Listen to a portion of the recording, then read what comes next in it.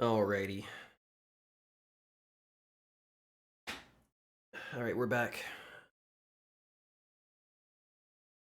Got more items. Gotta look through here. So let's see. We've got a copy of the master list here.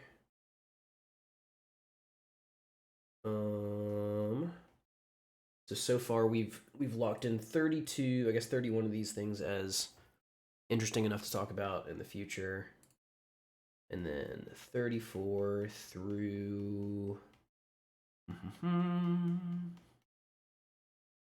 34 through 546. So 510 items that are not interesting enough to talk about further.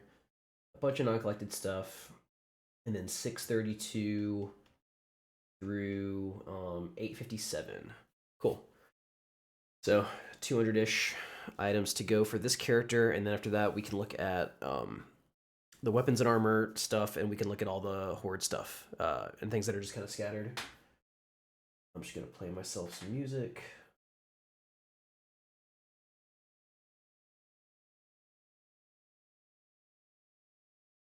Is that coming through the right place? Yeah. Okay, cool.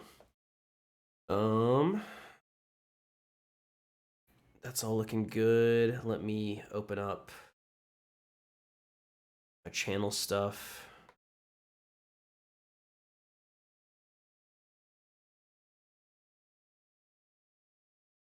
Excellent. Okay.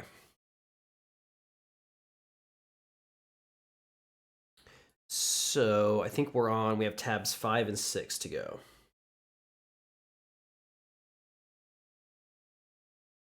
Yeah, this looks right. I'm gonna make this a bit bigger. I think that changes it on the stream. Okay. Let's crank through this. Why retail here?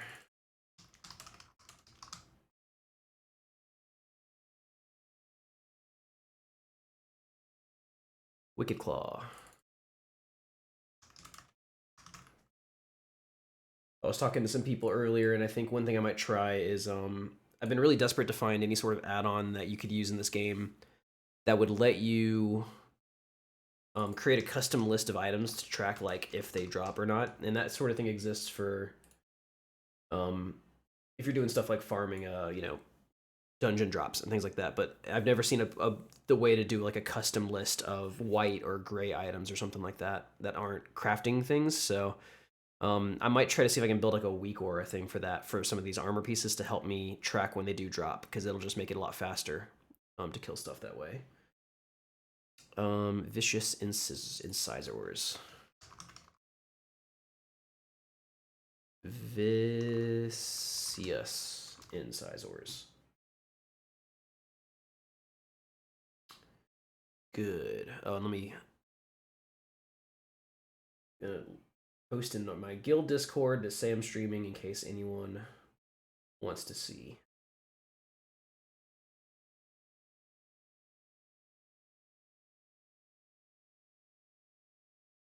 Ooh. Like I almost pasted like the entire spreadsheet. There we go.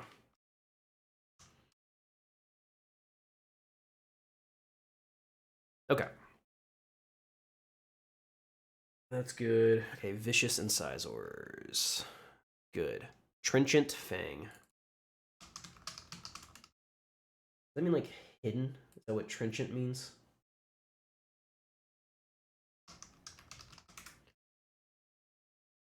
Vigorous or incisive in expression or style. Huh. So it's like it's basically, yeah, incisive or sharp. Distinctive. That's cool. Translucent polished stone.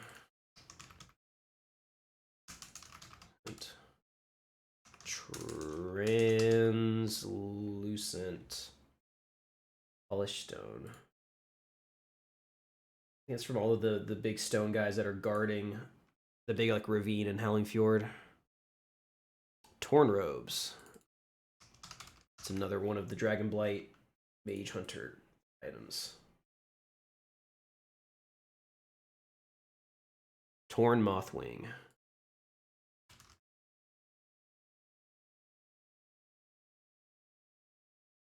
Yeah, all this stuff that's added to Azure Mist and Blood Mist Islands for the Draenei area are pretty normal. Like it's there's that one quest item and there's a bunch of like moth parts and stuff. But then the stuff they added in Ghostlands for Blood Elves is crazy. We haven't gotten to it yet because I think it's all in the Horde characters, but some of that stuff was really tough to get. Tattered Pelt.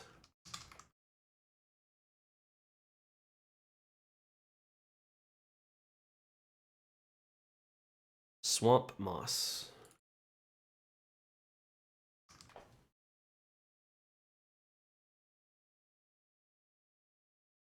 Yeah, there was one item in Ghostlands that I spent hours and hours and hours farming, and then found out that I was just kind of like doing the wrong thing.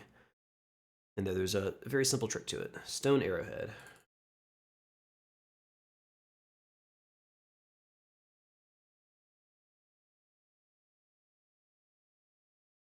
Stinking Fur.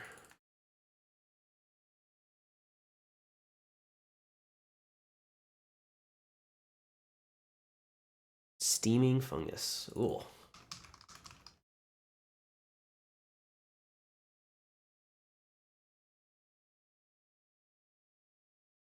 Split Hoof.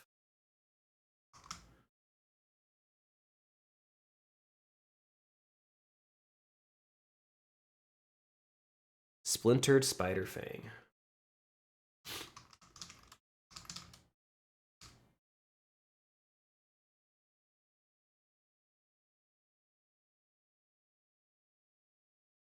Spiral Fang.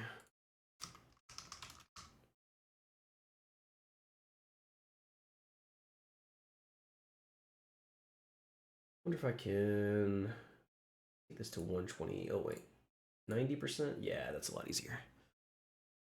Okay, that was Spiral Fang. Spiny Leg.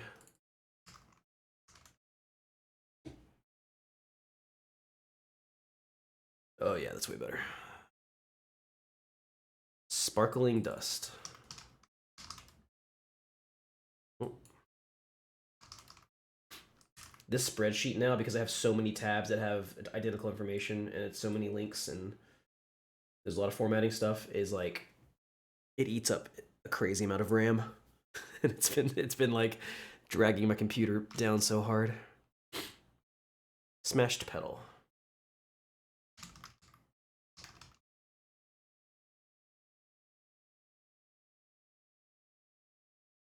Slimy Bone. Not large slimy bone. Just a slimy bone.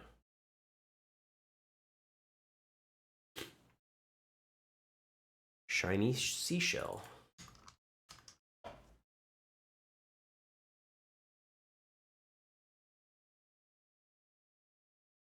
Shattered Stone.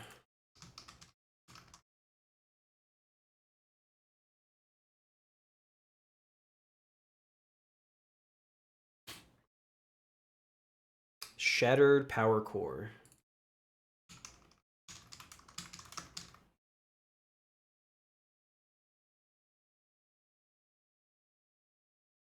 Shattered Log. This is really making shattered look like a maybe one of the more commonly used words in this thing. Severed Pincer.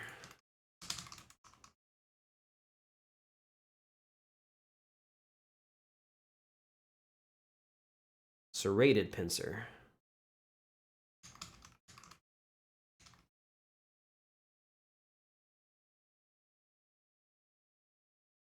Serrated Fang.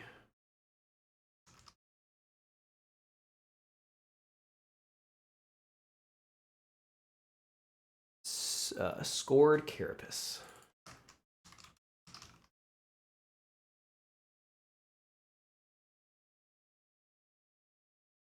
Rusted Engineering Parts.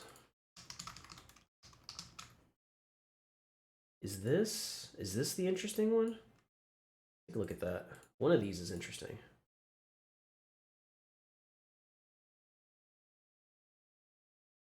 Oh wait. Oh, this is kind of interesting. So in Desolus, out on the coast, there's all these fishing traps. and you have to open them. I think there's a repeatable quest where you can turn in lobsters, I think for money. Yeah, or shellfish for money. But there's also 3 gray items that drop. Sandals. I wonder if I have those yet. Oh, and chain boots. That's gonna be that's gonna be annoying to have to get if I don't have them yet. And then rusted engineering parts is a 1.2% drop. But the reason that you do this besides the quest is that there is a big iron fishing pole, and previously I believe it was the best fishing pole besides the one you win for the STV tournament. And it's BOE, so I remember farming up a bunch of these and selling them on the auction house back in Classic. Cool. That was rusted engineering parts, which is here. Runic crystal. There's another engineering related gray item that's really cool. Ruined metal parts.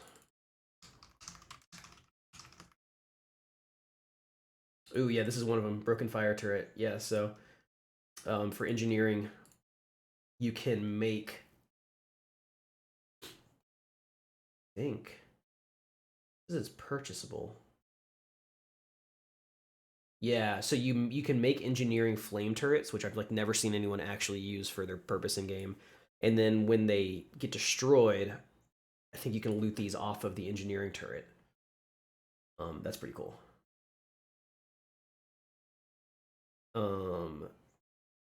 But not as cool as the other one that I'll talk about, so I'm not going to make it onto the interesting list. Rubicund scale, is that how you say that?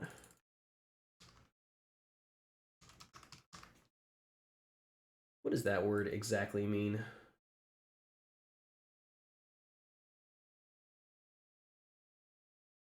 Rubicund? Rubicund. Yeah, rubicund. Especially if someone's face, having a ruddy complexion, highly colored. So colorful?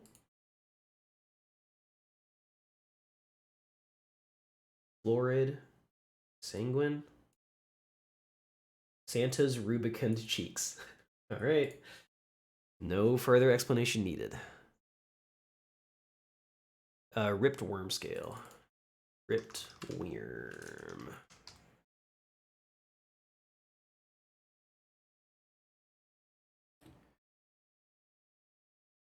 Ripped mothwing. A lot of moth wings. How many moth parts are there? 5? I guess there's not that many. Pustulant moss.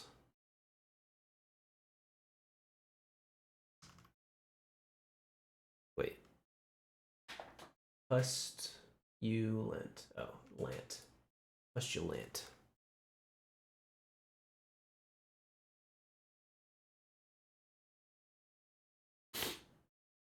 Prowler teeth.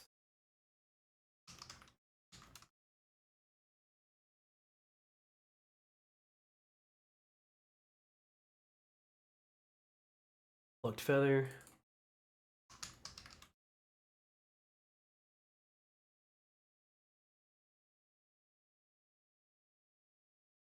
Piece of coral.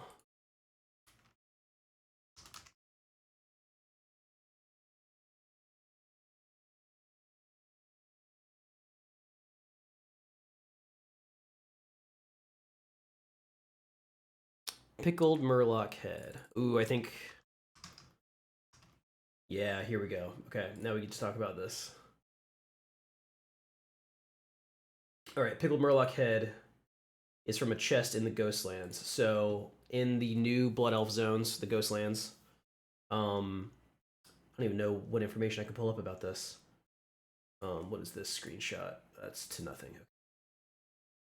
I could probably search for the chest name. I can do Ghostlands as a zone. So I have to try to remember this correctly too. So in Ghostlands, this is like the second Blood Elf zone. It's over here. I think you can see my mouse. No, it doesn't. Oh yeah, you can. Yeah. There's like some caves slash ruins, and there's a bunch of I think it's like lockbox picking stuff for rogues. So it's to level up your lockbox skill. And there's a bunch of chests scattered around there, and yeah, let's look at objects. It's either battered chest or burial chest. Dented, there's a large battered chest. Primitive, tattered, worn. Let's see. Looks like battered chests are the kind of random ones that could be in camps, so it's not that. Yeah, burial chest. These are in that kind of cave area. These are locked chests in the Amani Catacombs. The quest Greed is the Blood Elf Rogue quest. It involves unlocking them until you come across a pitted gold band. So you can keep doing it for the skill. And then I think these are the items that come out of those. Dented chest. Yeah, it's not that. That's something different.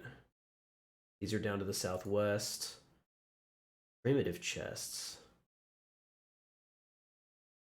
Pickpocketing skill. Yeah. Not those. And it's not that. So yeah, these things just have a drop chance out of these chests. Let me see if I can find the numbers, because some of these are really rare. Burial chest. Wow. Ghostlands. Let's look at Wowpedia. Fandom site. Classic DB. Yeah, here we go. This doesn't have the pickled murloc head, so that might be the different one, but yeah, mummified parts, troll keepsake, embalming fluid, and rat skeleton are from these burial chests. None of these list numbers. I saw them at some point. Let's see if WowDB has it. Contains. Here we go.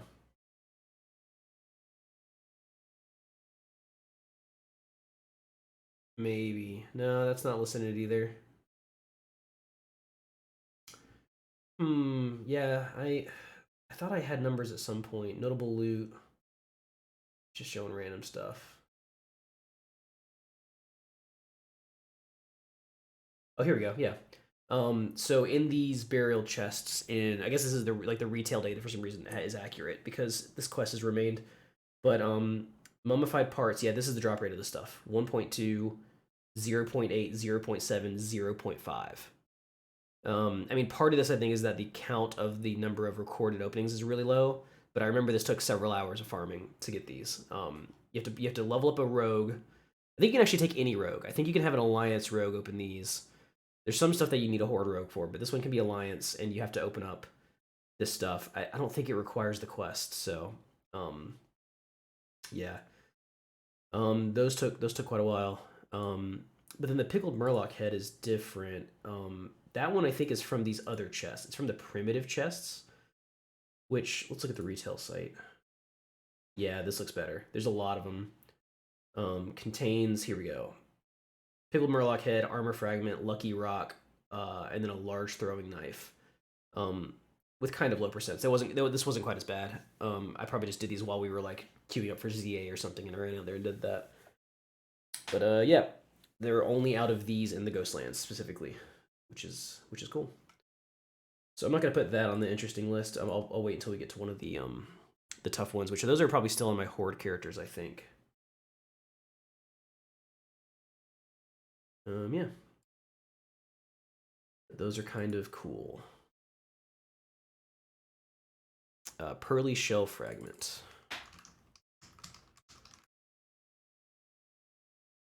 All right. Seashell.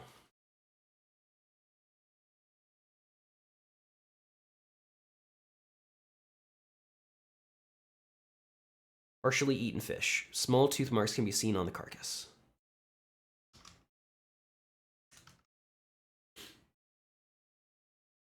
Yeah, it's also from Dalaran.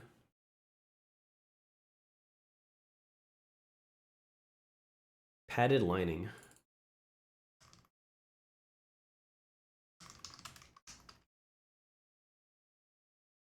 That's from, oh, that's the other thing from the Rusty Chest in Ashenvale. You have to be on a certain quest, and you're opening up all these chests that spawn from slimes, and there's 2 gray items there. Old wagon wheel. Oh, this one's cool. Old wagon wheel was the one I mentioned this yesterday talking to Kist of if you look on the Wowhead data, this looks horrifying. It says it can be fished in the Barrens, and it has a 0% listed chance. There's only been 15 of 300,000 casts, which is like unbelievable numbers. But that's because this data shows you every time someone has recorded fishing in all of the Barrens, mostly on the coast, like in Ratchet. When in reality, if you go up here, there's an oil field where a bunch of goblins are doing stuff, and it's either 100% chance or it's a really high drop rate from just fishing up here. So as long as you fish up there, you'll get it pretty quickly. But I remember being pretty worried about that for a while. YXYLWT says 1 copper. Is that true? Nope, it's 4 copper. Well, yeah, that one's cool. I'll put that up here. Like, this is, I mean, we recorded some stuff about this, like, acidic slime, because it shows that you can fish it up in Stonetown Mountains, and I'm kind of curious if that's true. I'm guessing it is. I mean, what's weird is that it has so many coordinates listed across the river and stuff, so someone must have fished it up. I mean, that must be true. But, yeah, there's not that many things in Classic WoW before TBC that you can only fish up in like one specific pool. There's some stuff in Undercity, and there's like this old wagon wheel. And it's weird. It's the only junk item that's in that loot list. But yeah, I find that interesting. It's also like the closest they could get was a shield icon for a wagon wheel. Mutilated vine.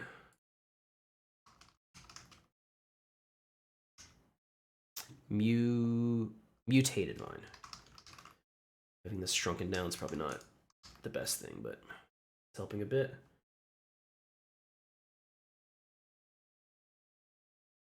Mutated petal.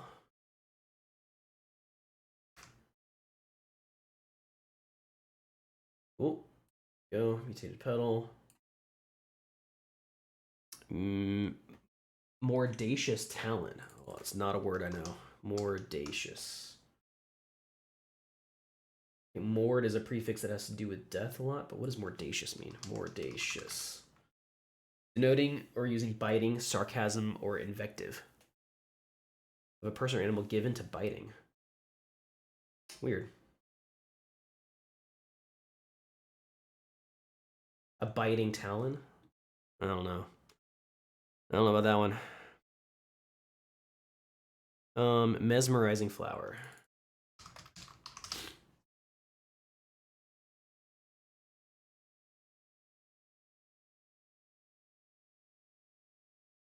Masticated skull. Entropic oozes in Grizzly Hills. They love giving oozes skulls and torches and arrowheads as like their stuff. Mangle Diary. The pages are torn beyond readability. I have 2 of these. I have one on jerkbait. Oh, that's my. Oh, this is that's my Death Knight. Oh,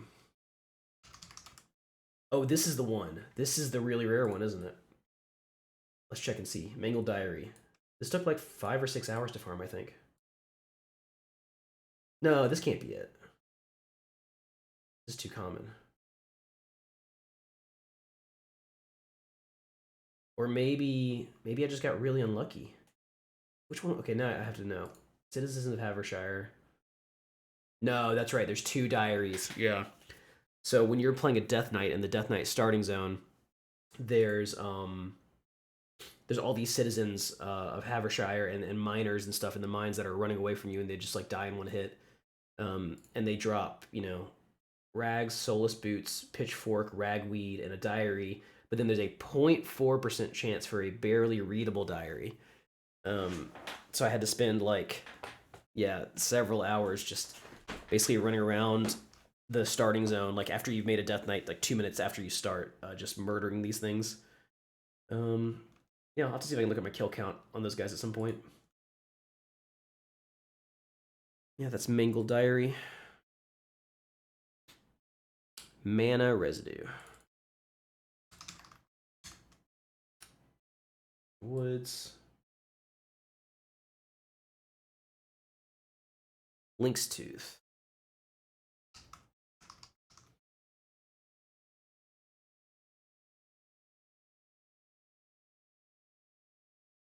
Lucky Rock.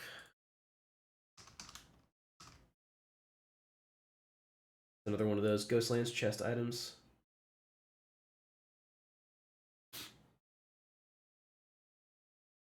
guess for now, that's not one of the not one of the hard to get ones, is it?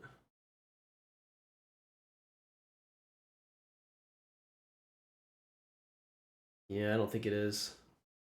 I might drag it up just so I can remember the Ghostlands chest ones. So yeah, I don't have anything else to indicate that. Legends of Gurubashi Volume 3.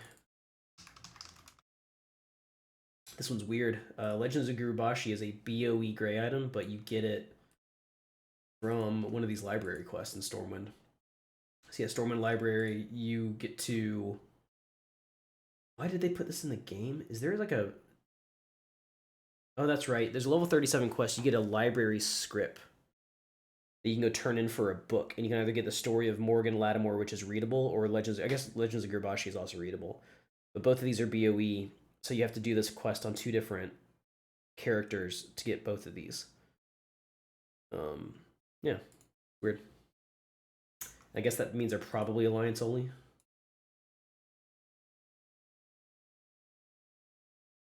I'll drop Deathweed out of this. Don't need to remember. Trying to see if any of these. Yeah, I don't need all of these items up here. These are just like reminders of things to talk about later. Dust of Deterioration.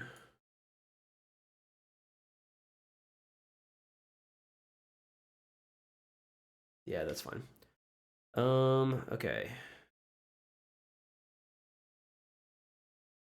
Close all these. Kodo Horn Fragment.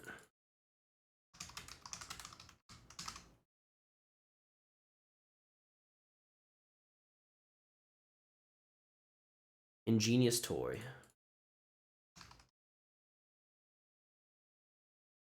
Another Stratholme mailbox one. Indurate Claw? Indurate Claw?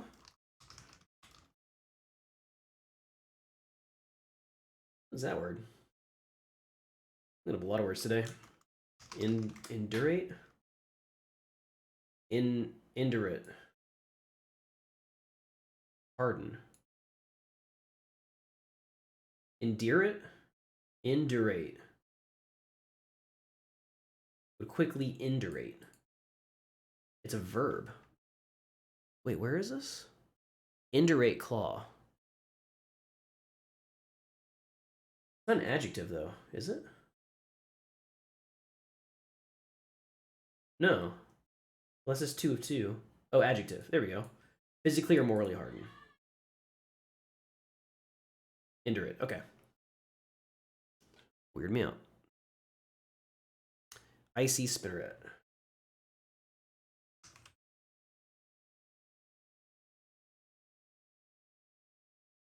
Okay. Icy Hoof.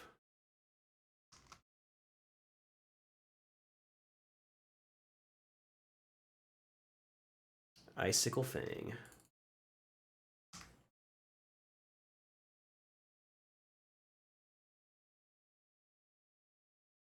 Icicle Claw.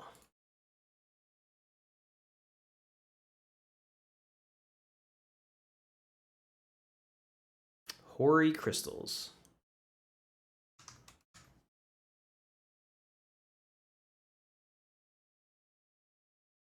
Hatched Egg Sac.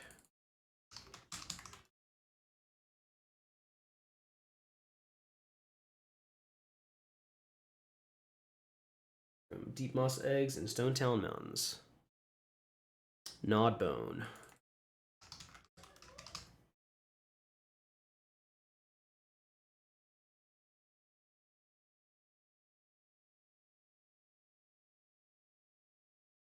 Glowing Spores.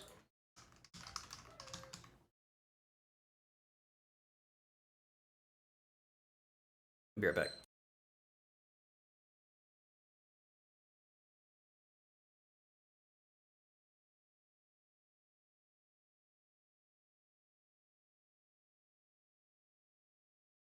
All right, fur clothing scraps.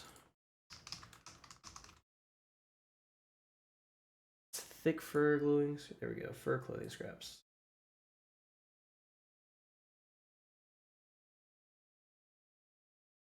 Frozen eyelash.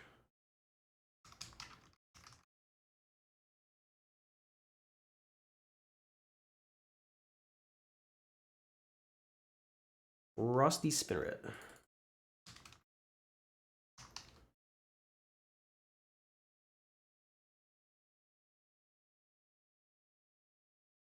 Frosted claw.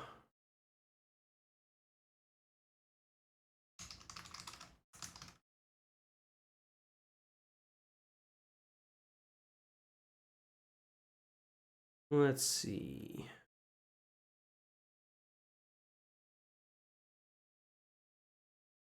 Frayed tender vine.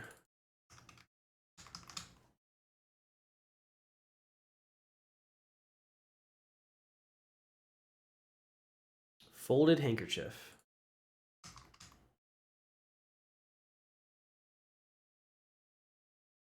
Is this, which one is that one?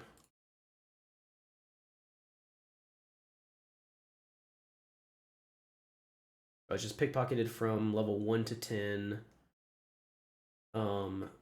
humans. Yeah, okay. Super common one there. Fishbone toothpick.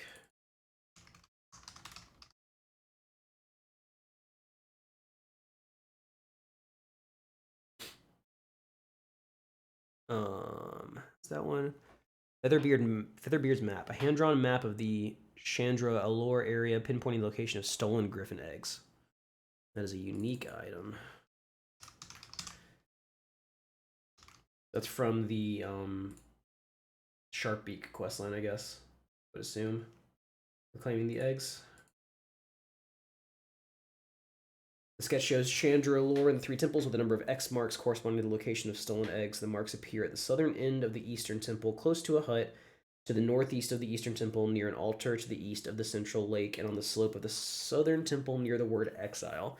Featherbeard's notes indicate that he was planning on delivering this information to Falstad Wildhammer, whom he hoped would dispatch a band of warriors to rescue the eggs. Neat. If it stays in your inventory, you can trash it. Cool.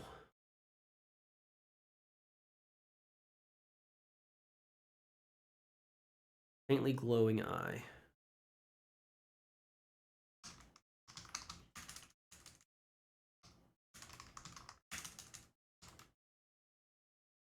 Mana Worms.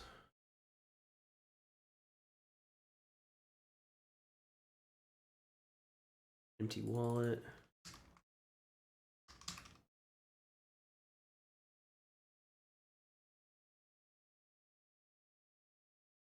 Elemental husk.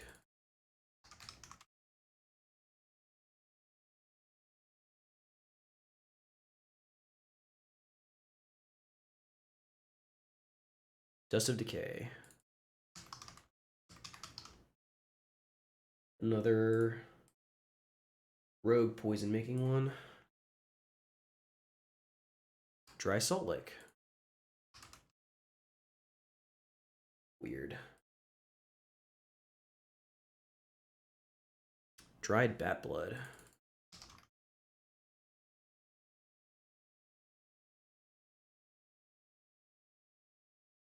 Dragon's tooth. Oh, here we go. Okay, now we get to talk about this. Okay, Dragon's Tooth. It says here, the source is from Bazradin the Herald, Hellfire Ramparts. So if we look at this, Bazradin the Herald is the last boss of Hellfire Ramparts. It's this guy. All right? That's the guy. That's that guy. This thing drops from, I guess, his dragon, because it's a dragon tooth, which makes sense. But it only drops on normal, and it's a 2% drop rate from the normal final boss of Hellfire Ramparts. You cannot. I think I've confirmed that this stuff does not drop on heroic. Although maybe it does because it says 62 to 72. But from what I could tell, it didn't seem like you could loot the same stuff. So yeah, 1.8% drop chance. There's a couple of items here. Yeah, dragon femur is an 11% chance. Dragon tooth is a 2% chance. And these are the only two places it drops. I think they technically drop from the chest at the end. Maybe. The chest in heroic that drops more stuff.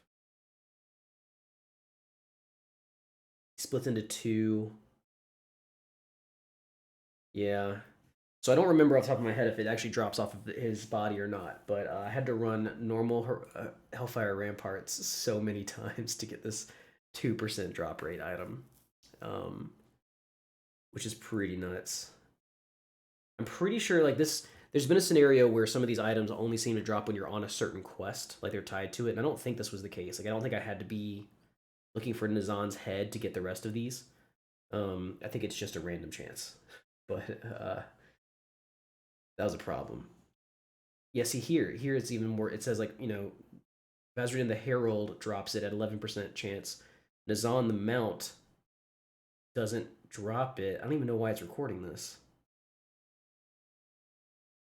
It doesn't show any numbers. Vendor trash. Yeah.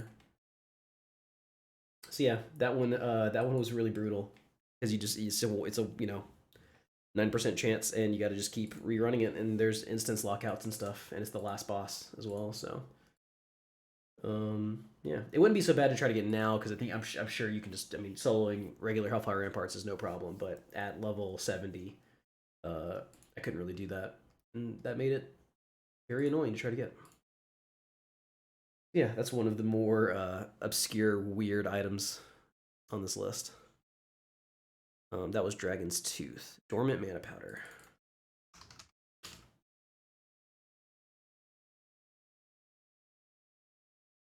Ghosts in the Ghostlands. Dissolved Soul Essence.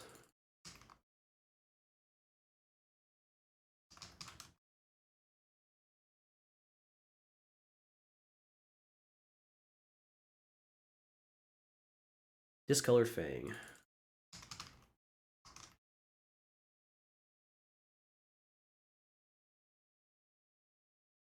Dimly Glowing Eye.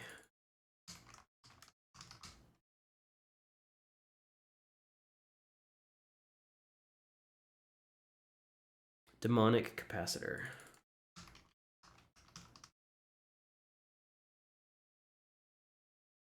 That's probably from like the turrets in TBC. You don't see capacitor as a word used a lot. Yeah, fell cannons. Weird. Deed to Thandal Span.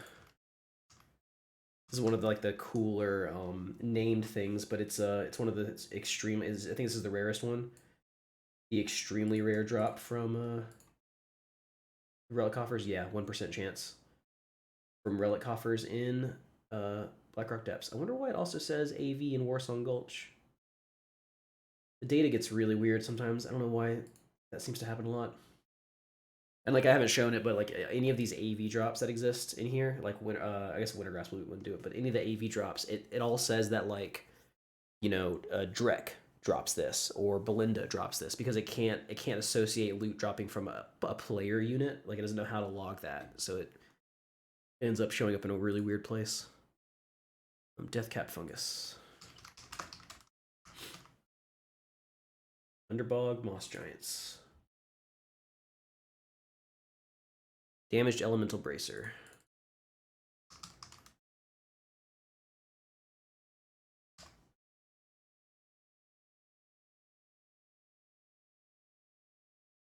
Cracked Ravager. Wait. Crystallized Tear. That's from Wintergrasp. Crystallized Note. Oh, this one's kind of weird too.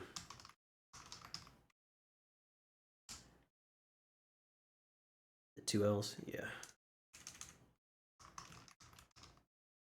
So Crystallized Note, you'll notice, sharp-eyed viewers will notice that there's 2 entries for this. There's one there, and there's one there. So let's drag this up to the other one. So 2 crystallized notes. One is listed as a quest source, one is listed as container source. These are 2 different items. One is BOE, because they're both BOE, and they're both, this is a node encased in azurite crystal, a node encased in azurite crystal. You can right click to read both, but they have different text. To whom it may concern, if you're reading this note, then you're in one of 2 places, on the southern peninsula of Ashara or inside the belly of a cliff giant, both equally undesirable.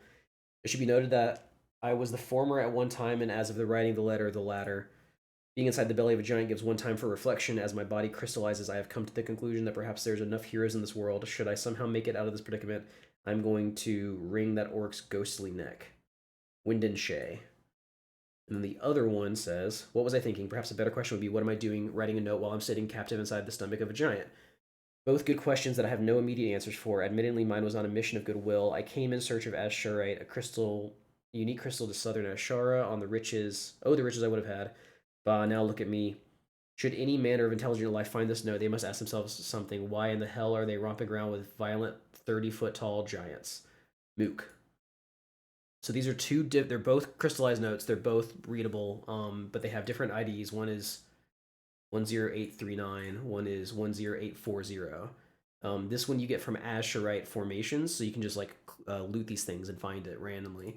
The other one is from fighting or it's a reward from this whole quest line. You have to go through the whole azurite quest line. It starts with all this stuff that you have to do. You have to run around all over the place doing a bunch of shit. And then after that, you can get this crystallized note as a quest reward.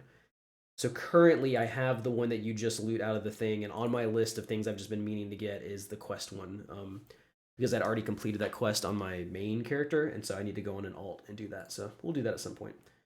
But for the time being, this one is crystallized note. I need to get a item ID. Do this. Control Alt C. Yeah, this is 840 is that one. Which is, that's 840 right here. Okay. Cool. So yeah, that's interesting. I think it's the only situation where there's 2 identically named gray items. I think. Crushed Elemental Bracer. I wonder if maybe like they're written in different languages. Like maybe one's only readable by Horde, one's readable by Alliance. But I think it's a neutral quest, so I'm not sure why that's done that way. Cracked Ravager Fang. Cracked Ravager Fang. Oh. Weird.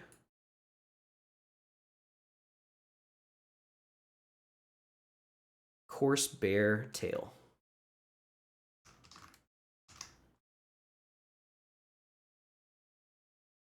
Ooh.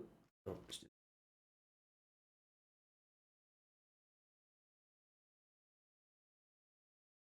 Chunk of Flesh.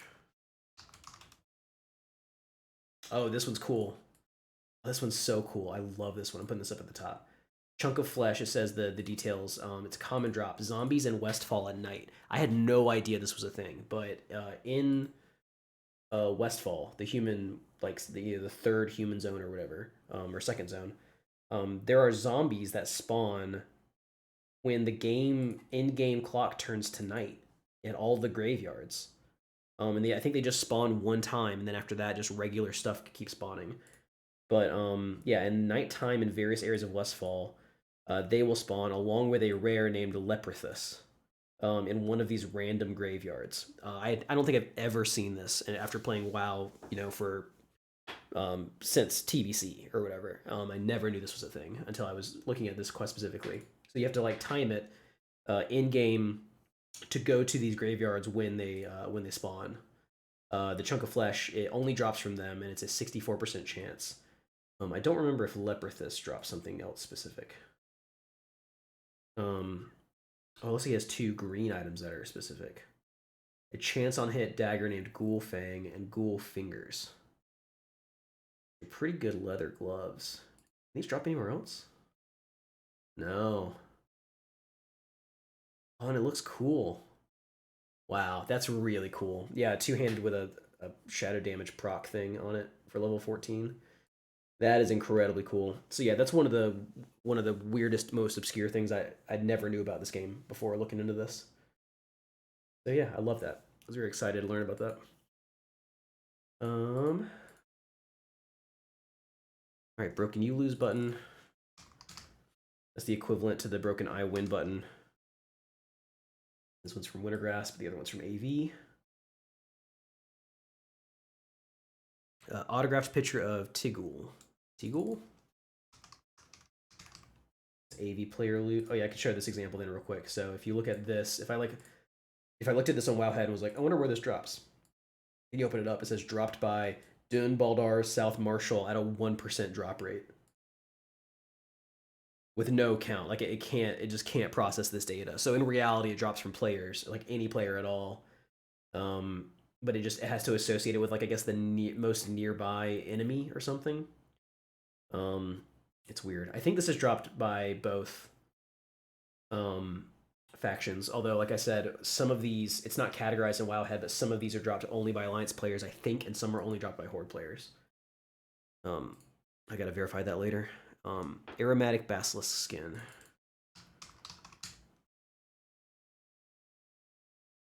Aromatic is a weird descriptor for that. And then armor fragment. This is another Ghost Lens one.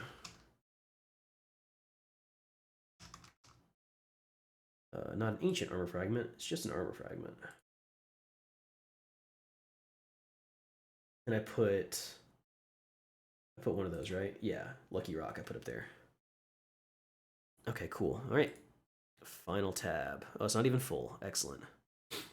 Let's do these side ones. Toxic Hellbore meat. This is from a quest in Hellfire Peninsula. I think it might be. Is it Alliance only? Summon Toxic Hellbore meat. Regents from the Tainted Hellbore meat, which is a regent for that. Which is used by this for the quest. This. Oh, sides both. Oh yeah, it's because it's from one of the it's from the goblins down here on the right. So yeah, you get this purification mixture. You have to kill a bunch of hellbores. You have to use it on meat, and then you can get purified meat for the quest, or you can get this gray junk meat, which is toxic hellbore meat. That's fun. Everfrost powder. Oh, that's my second one of these. Yeah. I can delete that then. That over here. Toss that. Everfrost powder. Goodbye. And then ground gear. Nobody cares. Drops from mechs in Northrend for level 10 to 12 characters. Oh, this is data from, like, I guess from retail. Level 10 to 12 characters. Ground gear. But yeah, it's just from, like, Mechanomes in Borean Tundra. Okay. Worthless blinding powder. That's an old rogue thing. We needed blinding powder to use blind. You could pickpocket it and get it out of chests and stuff, out of, like, junk boxes. Vicious Fang. Vicious Fang.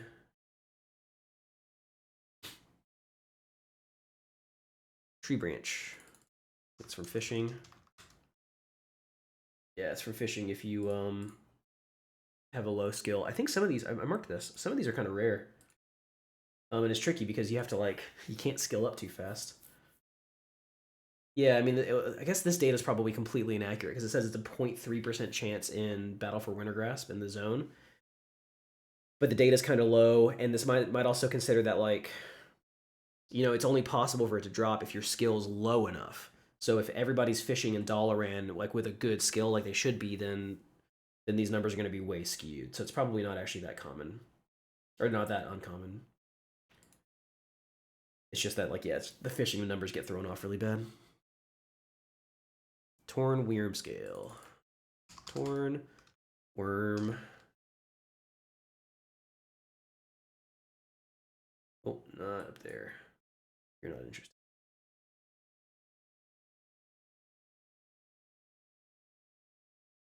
Too small armband. What? Why is it too small?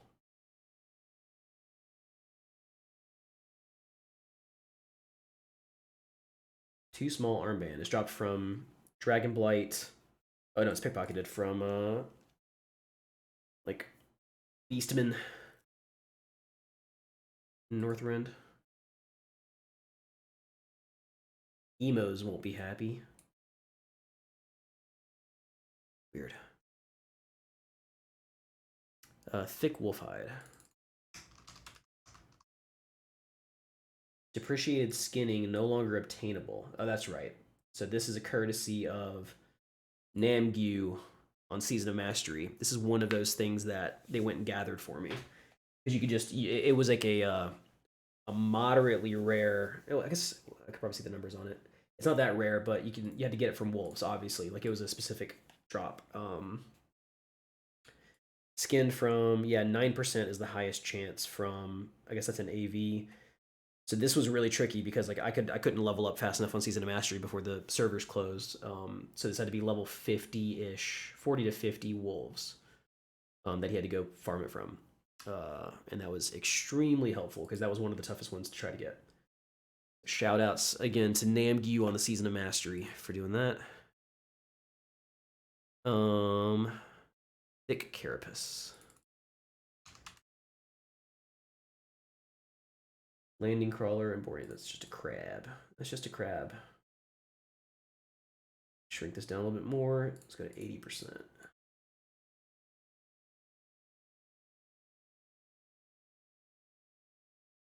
Swatch of gorilla hair. Or swath? Swatch? Swatch.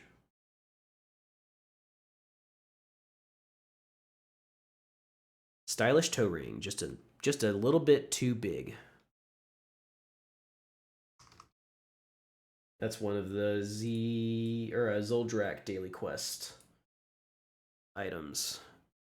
Stuffed shark head. This I think is the rarest of the bag of fishing treasures from Wrath. Is that true?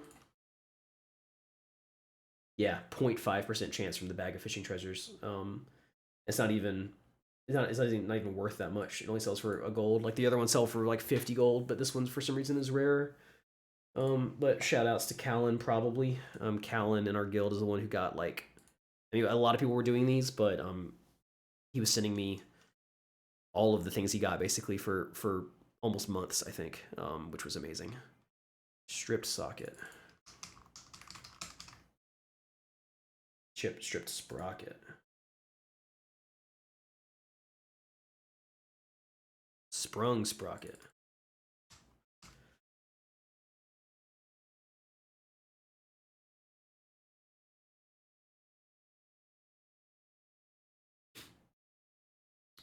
Spiked leg.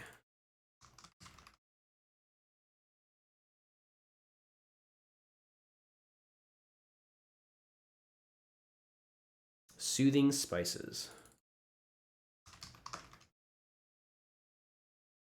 Oh yeah, this was another one. This was on you used to need there was a bunch of different types of spices for cooking, and they condensed it and made it a lot easier at some point, and they removed these from the game. So I had to go on Season of Mastery and buy one of these from a vendor for 40 copper. Because it no longer exists. And that's pretty wild. Soggy handkerchief. I have two of these.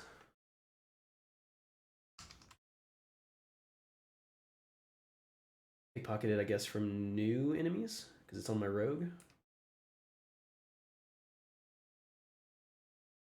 Yeah, Northrend pickpocketing. Snipe egg. Primitive chest around Z. Okay, so I do have some of these numbers listed. So the snipe egg one is listed as a 0.2% drop rate from these primitive chests. I don't know where I got these numbers. I wouldn't have made them up. So I found some site that kind of listed it. But the snipe egg was 0.2, the rat skeleton's 0.5. And I guess I don't have numbers on these other ones. But yeah, those took quite a little bit to get. Snipe egg. Yeah, once I got down to it, once I got to like the last 100 gray items on this list to get, that's where I started trying to find more information and record it on the sheet. So some of the more interesting items will have more detailed information. Okay, that was snipe egg, which is here. Slimming ankle bracelet.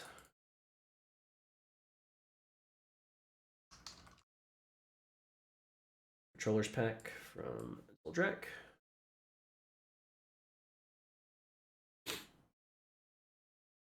Shredded parchment.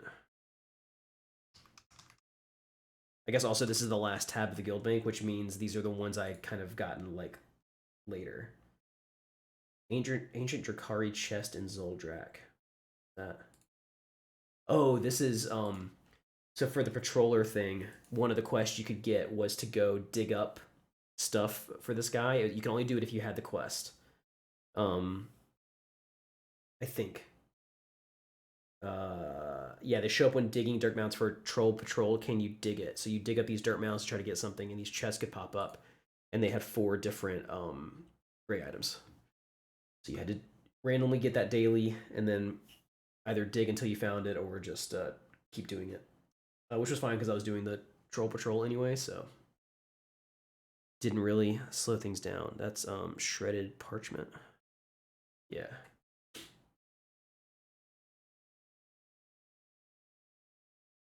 Shredded cloth.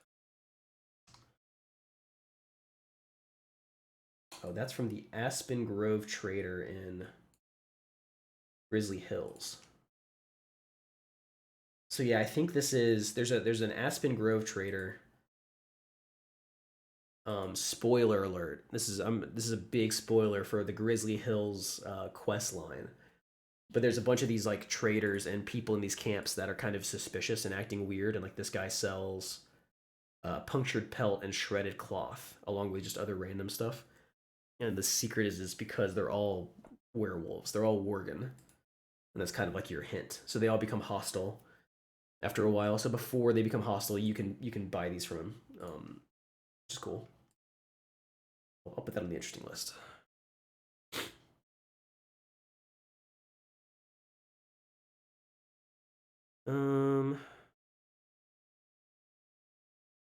Shredded cloth, shadow cat hide. I think this is another one that was on Season of Mastery. Yeah, I think this was Eoxus, or it was named you on Season of Mastery. They got these. Both of them helped with a bunch of stuff.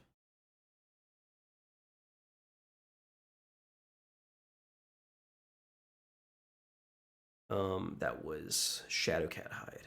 What does it drop from though? I'm gonna guess shadow cats, but yeah, shadow maw panthers in STV. Where you'd skin it from? Shadow panthers in Swamposaurus or STV.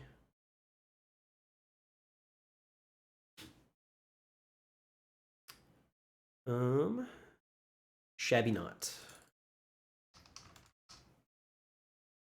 Oh, this was a really, yeah, this was another really rare pickpocketing thing from heavy, sturdy, reinforced, worn, or strong junk boxes. I guess it wasn't that rare, like 9%. And maybe you can pickpocket it directly from Instructor Milicia in Scholomance, but I don't know if that's true.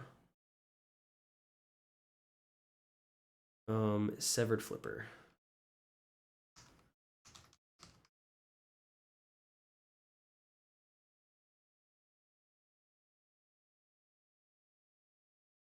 Severed Batclaw. Severed Bartclaw.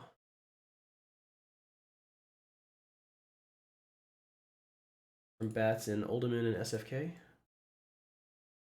Yep, and Razorfin Crawl. Like elite bats, drop it.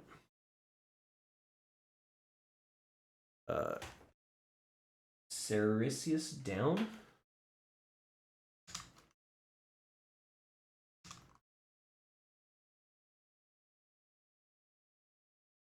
I can't even think of what Sericious could mean. Sericious.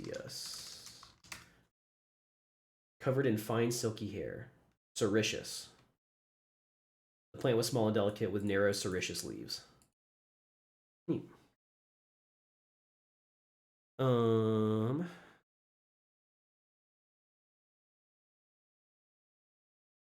Scything talon.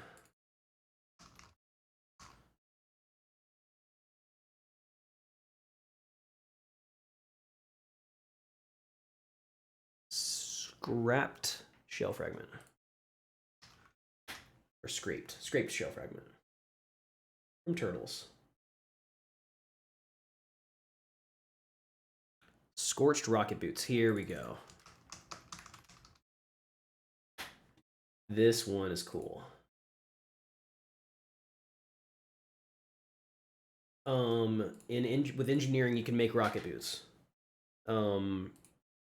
And there's, I think, I don't know if these are rocket boots that are they're the like the TBC ones, I think, that were sprinting and they had a chance to explode. It weirdly took me a long time to get this. Like they didn't break for a really long time.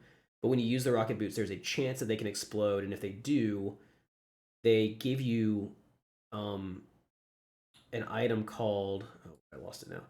Scorched rocket boots, which is a container, and it contains some of the materials you use to make it so that you can remake it for a little bit cheaper.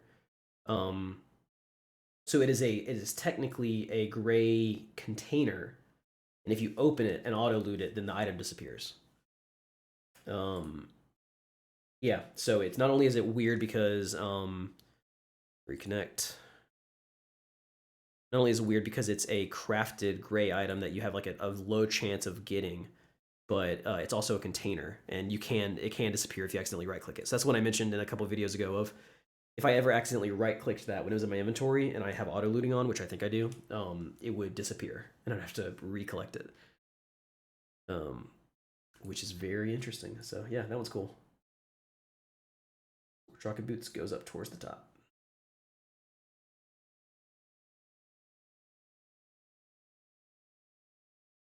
Okay, I'm reloading. Let's see what the numbers look like. I think we're getting pretty close here. 758, 857. So yeah, less than 100 to go. There's like 10 on this list that I don't have. A lot of them are BOP. A lot of them I think don't exist. So we'll sort through some of that stuff in just a bit.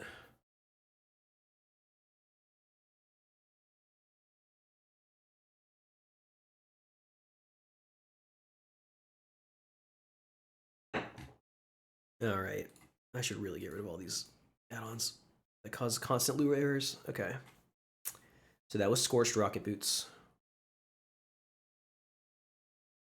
All right, Scallop Shell.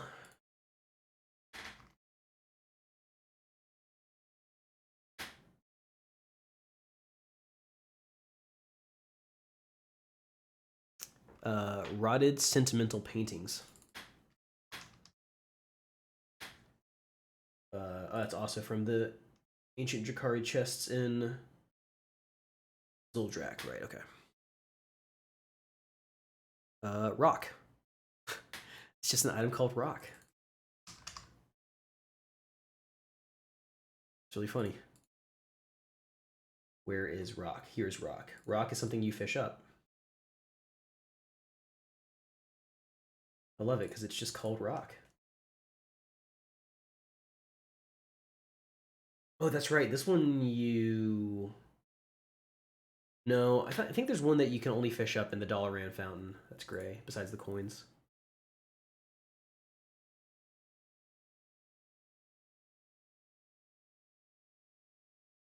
Yeah, I don't know. Just a rock.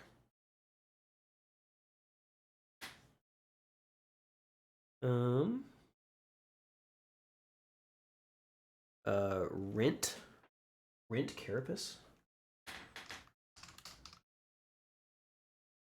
Can you use the word rent that way? Is that like the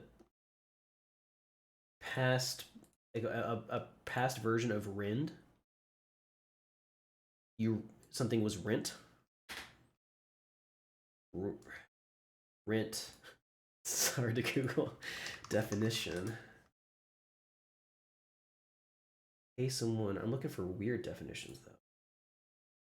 Property, rent verb. To be for rent. Past tense and past participle of rend. Wow. So a rent thing was something that was rended. English is fucked up, man. All right. Rent carapace. Razor pincer.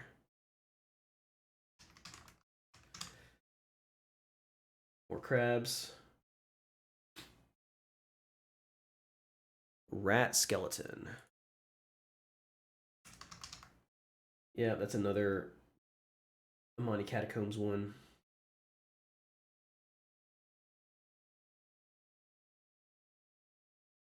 Cool. Rat skeleton. Ragweed. Death Knight starting zone.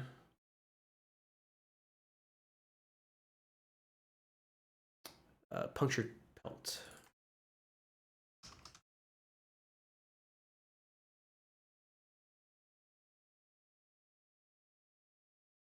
It seems the punctures were caused by fangs. Yeah, so these items are like a hint as to the story that's going on, which is funny. Primitive rock tool.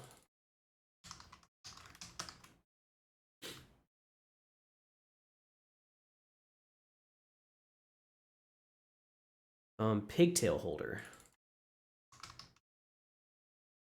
That's a winter grasp item.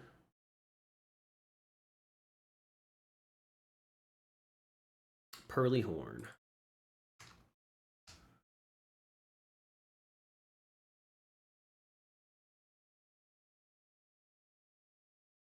Overgraded gear. Over gyrated gear.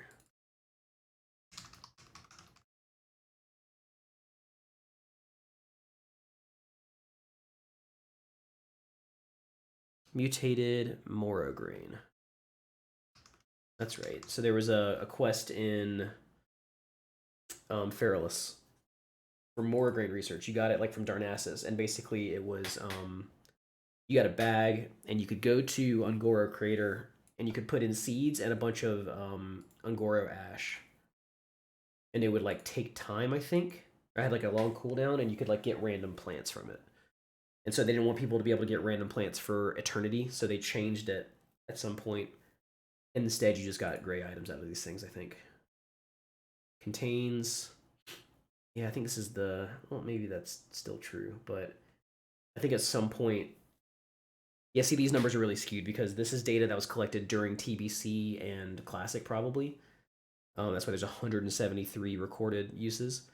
And the mutated Margrain isn't that rare. It's just that it's the only thing you get out of it now. But there's way less data of people doing this quest now, because why would you do it now? Like it's a repeatable quest.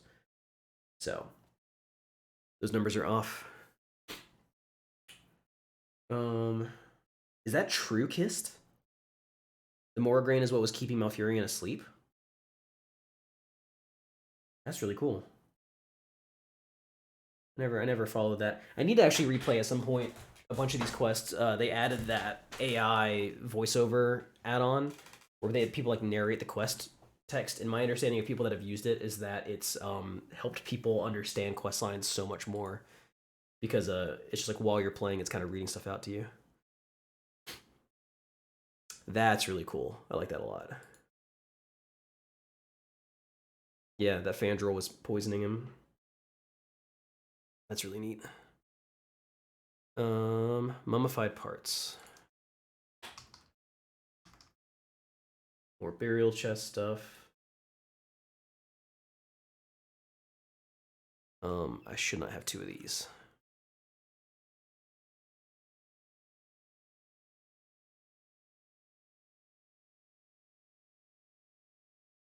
But I also have to be careful because I think these were pretty rare. That one back. And this gets destroyed. Great. Mummified parts, good. Mostly digested fish.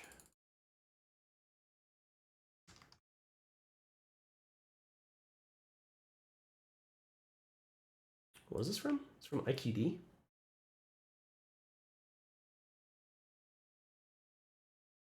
Huh. So I guess in the Isle of Keldanos, you can catch bloated sunfish off the coast. And then they can contain seaweed and mostly digested fish and some of these other ones, including a fish that gives you mana. Oh, that's cool. I didn't even know this existed. Neat.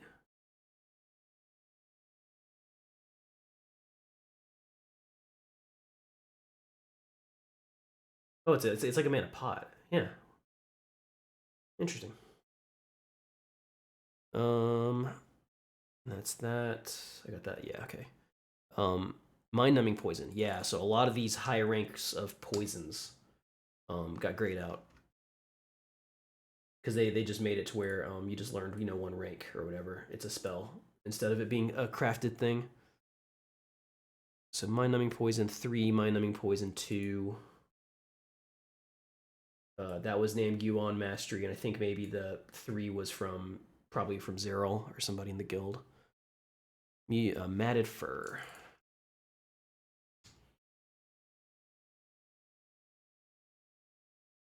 Zone drop from Borean Tundra.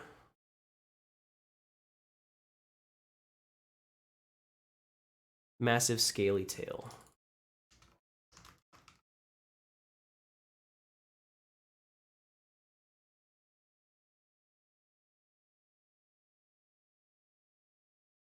Long tail feather.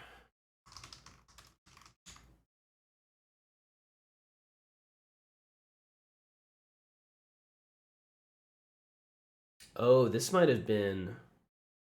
This was another Season of Mastery one because this was a item you used for something. The gloves that require these feathers are some of the most OP hunter gloves. So this was used to craft something. The Fletcher's gloves. Oh, they were gloves that gave you crit, but -5 stamina. And then yeah, patch 3.1 turned these things. They removed that recipe, I guess, and it made these gray. So then they no longer dropped. But otherwise, they were pretty common drops from like high level buzzards and stuff. So this was something that I had to get from a Season of Mastery. I believe Viejo Tacano, also lovingly known as Volcano, for all of us ignorant Americans in our guild, had to get for me because he was playing a lot of Season of Mastery. So he went and gathered some of that stuff for me, which was cool. Shout outs to Viejo. Large snail shell. Sounds like the land.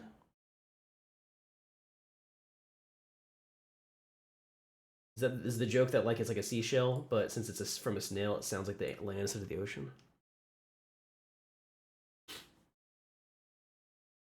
I guess so. Yes, yeah, that's really funny. Pickpocketed from Crabman. Yep. Okay. Jet black feather. I think this is the same thing where it was a crafting thing. Yeah. Season of Mastery, courtesy of Volcano. Iron feather. Yep, same thing there.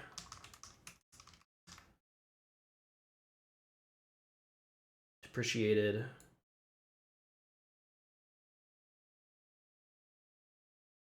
Humanoid skull. Level 30 plus junk boxes. Hot spices. That's another spice that doesn't exist anymore. I had to buy on Season of Mastery. Hollow Fang.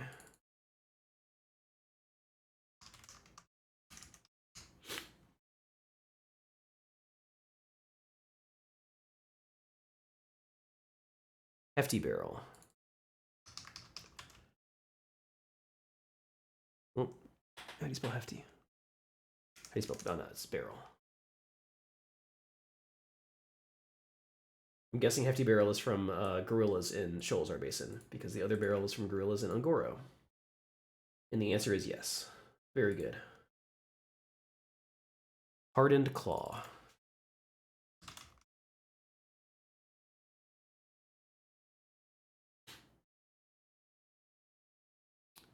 Geodesic fragments.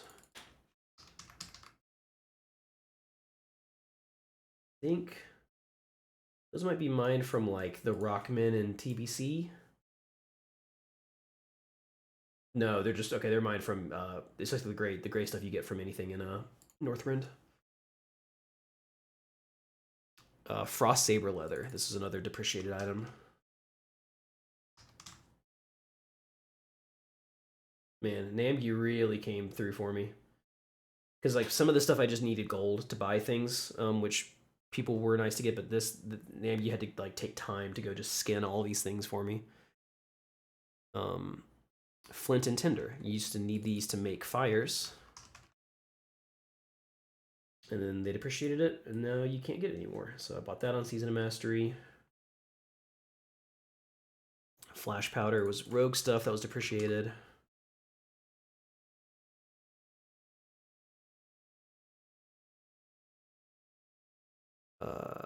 Shouldn't have two of those as well, but I got to go through and do this with the coins.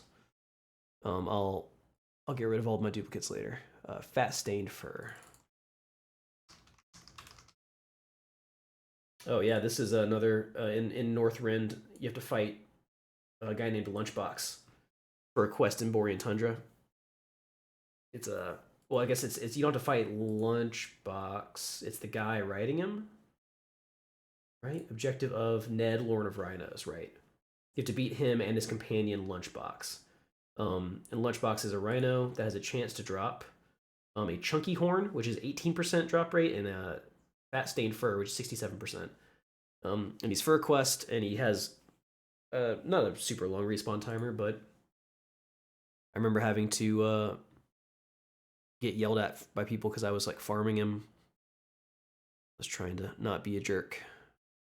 Empty tobacco pouch. The inside is so stained it's unusable. Empty tobacco pouch. So many smoking related items for human pickpocketing. Dust of Decay.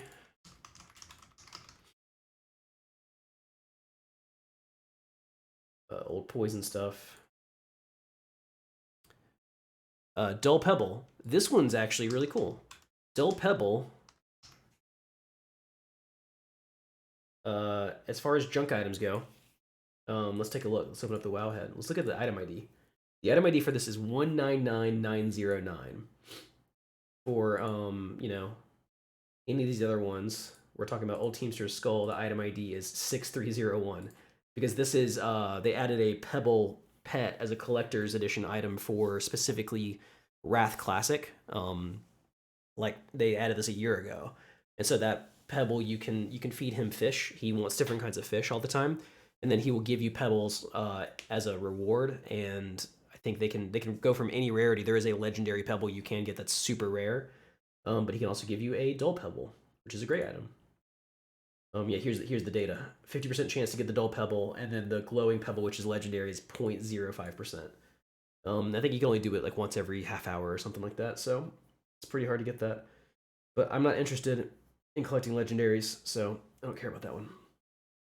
But yeah, it's definitely the it's the newest. I wonder, it might be the only new gray item in classic. Like that didn't exist back in Wrath. I wonder if that's true. It probably is true. I can't think of what else they would have added. So yeah, that's pretty cool. If I can sort these things by like item ID numbers at some point, then I can check to see if anything else has a high number like that. But that's really funny. Dragon Femur, that's another one from the Hellfire Ramparts boss that I had to farm. I think it's the only boss in all of TBC and Wrath, I think, that has a unique set of gray items that drop from it, which is weird. Yeah. That's Dragon Femur. Distinctive feathers, because I got the yeah, I got the tooth up there. Yeah. Let's talk about later. Distinctive from the Patrollers pack.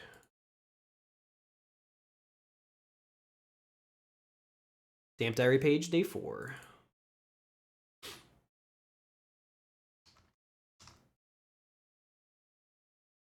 Not that one. It's not that one. It's this one. I still don't remember exactly which ones were gotten how, but again, shout outs to Kist, who's hanging out in the chat.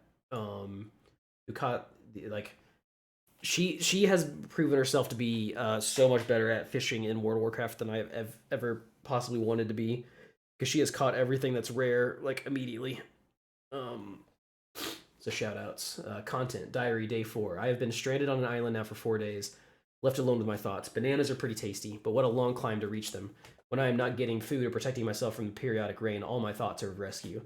I would not be so helpful if it were not for the boxes of paper and bottles that washed ashore with me. I laugh now to think of all the time I spent on that ship, cursing that I was stuck with a boatload of alchemists and scribes. Good stuff. All right. Crooked Fang.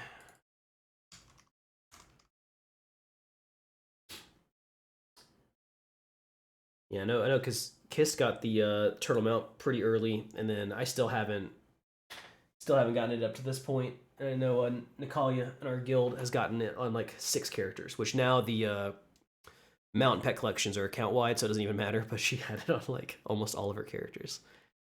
Crippling Poison 2.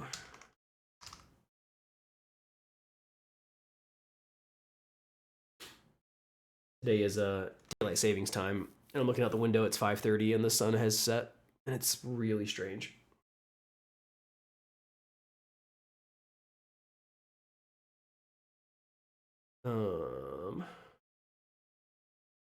Crippling Poison 2, Cracked Horn.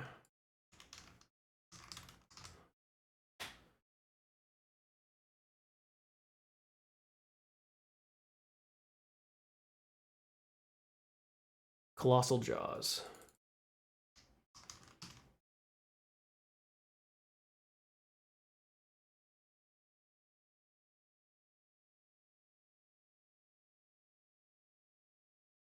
Chunky Horn. That's the one from Lunchbox.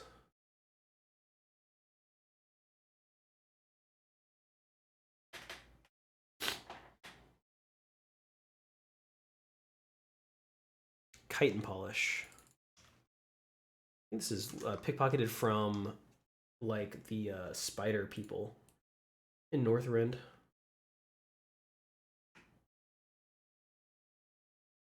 Chitin Polish. Pickpocketed from, yeah. Yeah, all these spider dudes. It's cool.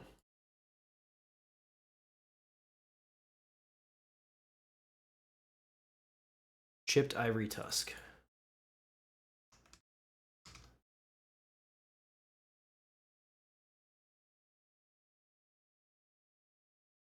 Chimera Leather. Same thing, it's a depreciated leather. You had to skin it from chimeras.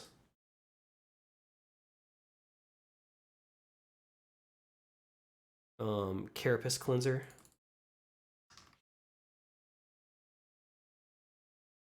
There's a lot of carapaces.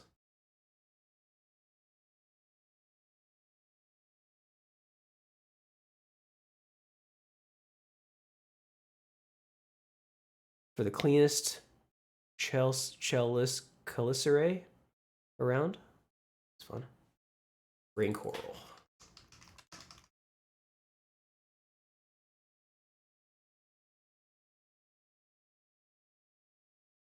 Blood-soaked Raptor Warfeather. Ooh. I wonder if that's like the longest named gray item. I guess there's like Steamy Romance novels.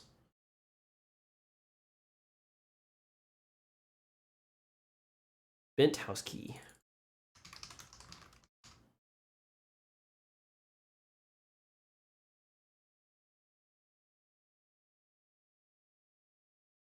Barely Readable Diary. That's the one. That's the 0.3% drop chance book from the Death Knight starting zone. Is this have text? Yeah.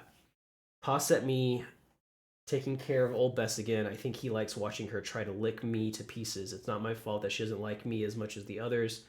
It was only the one that I ate the apple intended for her. I don't even know how she knew. Great.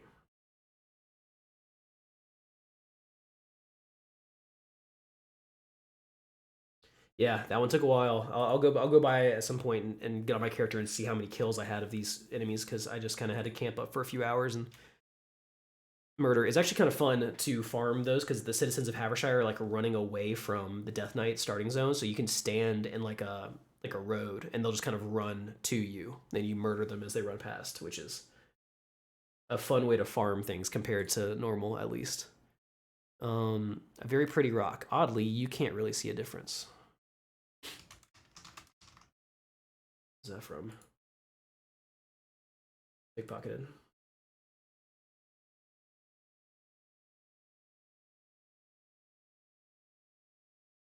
Yeah, just pickpocketed from Northrend people. Steamy romance novel, Northern Exposure.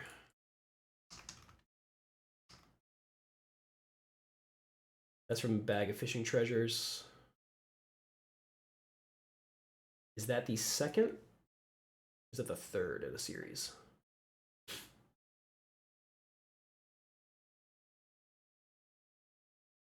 Oh no, Forbidden Love is the one before that. Is that this here? Yeah, Forbidden Love. Okay, cool. Get both of those up there. Forbidden Love.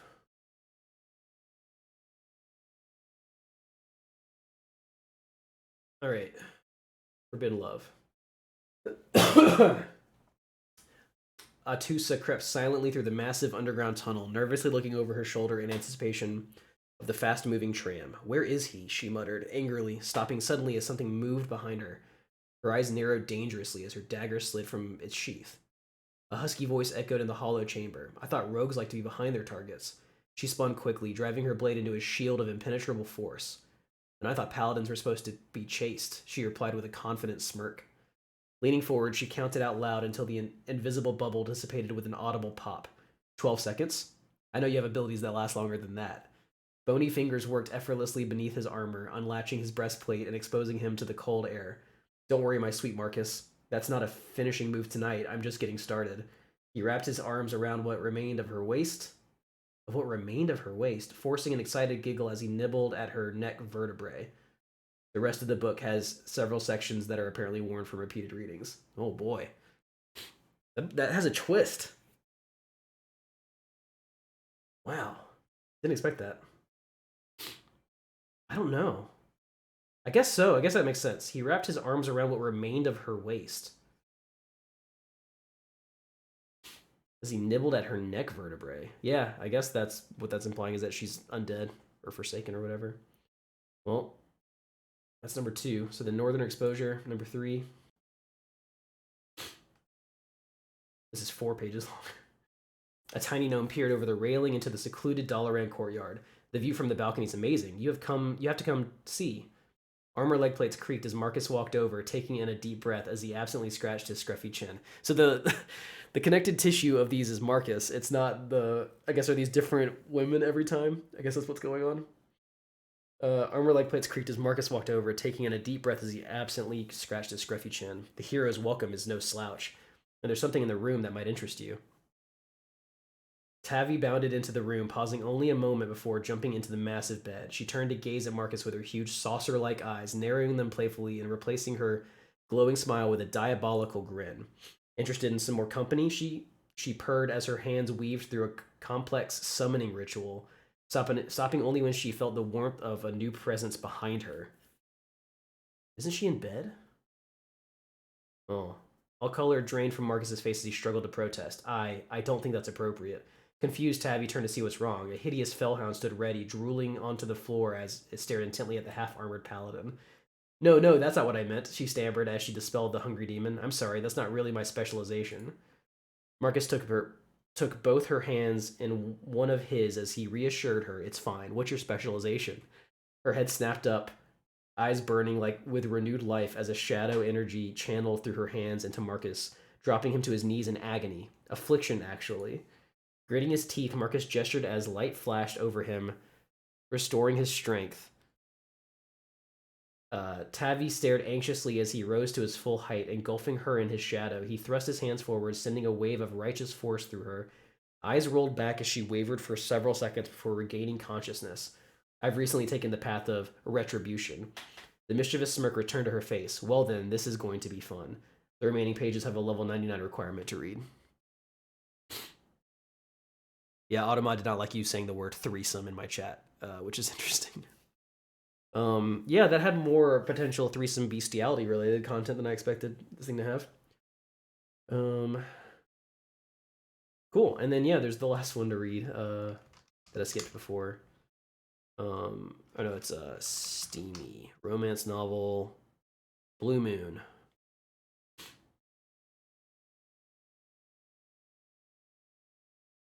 Tail swooshing and hips swaying, the curvy figure walked purposely across the lake toward the man resting by the shore. Rising quickly as she approached, he appeared visibly happy to be in her presence. Blue arms flowed over his shoulders as a smooth tail coiled seductively around his waist. Why must I travel so far to be meeting man like you? Her voice carried a strong, alluring accent. Grinning wildly, he gently pushed her away, openly staring at as the light caught her features. Up here, she exclaimed in playful anger. With a helpless shrug, he reached into his pack and pulled out a small pouch. My wonderful Sula, I brought you something. Confidence wrapped his words like a steel blanket. What a sentence that is. Way to go, writers. She plucked the tiny bag from his hands, excitedly pulling it open and revealing a citrine pendant. Oh, Marcus, you shouldn't have. The usual teasing was gone from his voice. Every facet lights the sky and my heart with your beautiful reflection. Sula frowned. No, I meant you really shouldn't have. I could craft something better by accident. For the first time, possibly ever, Marcus looked hurt. His shoulders slumped slightly. What? Is this supposed to be like shitty? But they censored it? Ever-present grin missing from his handsome face. Sula opened her mouth to speak, smiling warmly. A glowing rune appeared above her eyes. I don't think I can mend your feelings, even with my gift. Despite the statement, her words seemed to do the trick. Marcus smirked roguishly as he adjusted his leg plates. Well, you aren't the only gifted one. Silence penetrated the room with palpable force as the conversation shifted to the language shared by all races of Azeroth. Okay. Love. It's love or sex. Okay. Minutes became hours until their passionate dialogue was interrupted by lightning streaking from the cloudless sky, thunderously slamming into the lake's surface and bathing them in steam. Is something wrong? Marcus asked. No, my Marcus, you're just off to a great start. The remaining pages have been thoroughly destroyed by the elements. Oh, yeah. Well, that's great. These are wonderful. I'm glad I now know the content of these things. I never once before now actually thought to read them. Okay, well, is that Steam Hero Myself Forbidden Love? Ground Gear I've already got. Okay, so I think that's all of the items currently on Junkmonger. So if that's true, and take a minute, scroll down here, and we'll see what's left on this list. Which again, I'll have to verify it with the other proper full list to see what remains. All right. So we're looking at 811 to 857. So there's 46 items unaccounted for. Again, a lot of these are BOP, so they're not actually going to be gathered. But let's see. So Green Sparkly and Cracked Diamond are both from the Mosswalker Possessions. It's a quest in Sholazar Basin. I just kind of forgot to get them on my alt when I was leveling up. So my Paladin I'm going to level up. I'll be able to get those.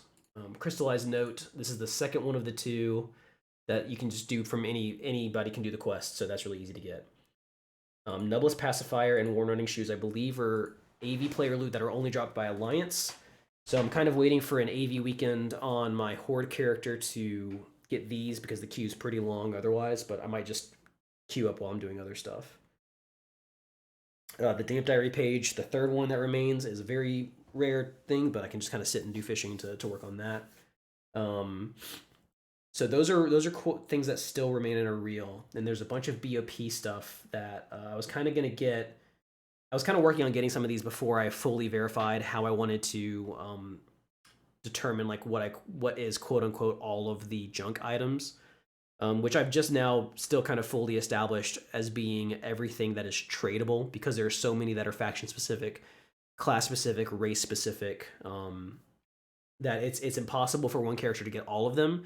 So that means that it's either like get as many as you can, which I was kind of playing with at some point, or just get all of the non-BOP ones, because the BOP ones aren't, I don't think any of them are that interesting, and they're not hard to get. You just have to have that kind of character. So I might work on getting some of these. I got some of these on my paladin already, but there's some stuff from these quests that you can get. There's the triage quest for first aid that used to be required to level up first aid, but now you can just do them for fun. So let's I'm gonna drag these BOP ones down the bottom. And I'll add a new little demarcation thing here. So these items in this middle section are ones that like I still have to actually obtain that are on my current list. Broken engine part. I have a way to check items. I can open up Wowhead and then do an in-game link and then check the tooltip. But this one I got like last week. Let's just verify. Yeah, broken engine part. It doesn't actually show me cross-faction, but we don't need Junkmonger anymore, so I can hop over to my paladin after I log back in. Broken engine part's kind of cool because there's a item you can fish up in Zangar Marsh from these steam flotsam pools, and it seems like it listed as a very low drop rate, but I think it's because it's horde only. If an alliance fishes up this item, it's a quest item that you can use to turn in to get, it's like repeatable rep, I think. But it only works for alliance, and so I think the way the game works, I don't know if this is true for sure, but my speculation is that if a horde fishes that item up instead, it's just a 10 gold vendorable item. It's a different item ID, but I'm thinking that's why this exists at all. So it's only fishable from the steampunk flotsam, and it's only fishable by horde, which is why the drop rate looks low. It's just because it's specific conditions to get it. But we'll make sure I've got it here. I'm pretty sure I've got it on my paladin. So I'll plan to, that does go in the interesting category as well. So I'll plan to drag it up there once I've confirmed it. It is weird that the my tooltip thing that tells me if I have an item does not work cross faction for whatever reason. It can't register that you have things on alts that are on a different faction. So let's open it up here. I may have tossed it in my bank. Broken engine part. Yeah, I'm outside of dollar in, right? Yeah. I was out here trying to figure out, I've been doing a lot of, the last couple days, trying to figure out the best place in Outlands to try to farm the remaining gray weapons and armor, because it can kind of drop from anything, and so it's just like, what areas have the highest density? And so far, I think it's Sunspring Post in Nagrand is my favorite. Those things die really fast, they respawn really fast, and there's a bonfire where there's like 20 enemies all gathered around. Which is really nice. I guess I can't, can I use the bank here if I'm not? They don't hurt me, right? Yeah, they don't. Okay. So let's see. Broken engine part. Yeah, there it is. Let's just verify. Control-Alt-C. That's not enabled on this character. Okay, that's fine. Well, it's the only item that exists with that name, so that's good. So I will, yeah, this character is going to faction transfer back, so they'll all be, they'll all shift back over. All these items, all my horde items will shift back over with the paladin. So, okay, so that one's good. Let's go back down. BOP. Those right there. There's this dragon, broken dragon maw shinbone that's a warrior only quest. I think, is it? It's not BOP. Oh, I've got to get this then. you have to do a warrior quest in a horde warrior quest in wetlands. Yeah, Dragon Maw, Swamp Runners, comments. For the warrior quest, Dragon Maw Shinbones. It's a level 20 warrior quest. And you have to go down and fight these things, and then you have to test these shin bones. Let's just make sure. Bending shin bone. Try to break it. Used by this. It either creates a sturdy shin bone or a broken one. And again, it's not BOP. Okay, I do have to get that. That wasn't on my list to get, so I'll have to level up a horde warrior to level 20. Because it's not BOP. Okay, that's on the list. Blood Valor's notes and items for Magister Alstor, Blood Sworn. I think I have these, but they're both BOP on my Paladin, so I'm not actually like too worried about counting them. Bellamore's research journal is from Warden Bellamore and Alteric Mountains. I think I've got that. Yeah, Bellamore's research journal. So that's obtained.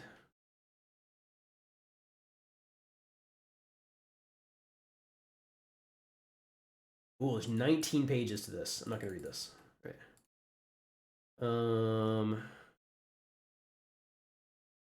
So I've got that. McCarty's notes. This one is really weird. McCarty's notes is horde only because to get it, you have to kill an innkeeper. In Grizzly Hills, there's Quartermaster McCarty is an innkeeper in this little town, and if you kill him, he drops. The numbers aren't even listed, but he can drop this item. And what does it say? The handwriting is unintelligible, chicken scratch, but you can make out references to the color pink. Is what it says. And somebody says on here, we'll buy this with Alliance all to see if the text changes. So we'll be able to find out if that does change, because I mean, do I have McCarty's notes? Yeah, I've got it here. So maybe it does actually say something on Alliance differently, but I don't know. It's really weird that it drops that way. But I do have that. That's one of the more interesting ones because I think it's the only like junk item that drops from a. I guess innkeepers aren't. Did I get a dishonorable kill from that? I don't think so. Okay. But yeah, it's just weird that you have to engage with a PvP target to get it. Yeah. All right, let's see what else we got. Kaleki's notes. Yeah, I've got this. So this is what I was talking about before too. Foreman Kaleki is located here in Dragonblight. It's like this bottom quadrant of Dragonblight. It has all these enemies that have unique items that drop. And so he has a well-worn bat and Kaleki's notes that can drop. If you kill him, and he's part of a quest, so you can just. What I had to do is I kept just summoning him over and over and over again with this item to eventually get that to drop. Did I get the bat? At the time, I wasn't trying to get weapons, so I'm thinking I did not. Well-worn bat. No, I don't think I did. So I got to go back and do it again. I assume I didn't complete the quest, right? Dragonblight.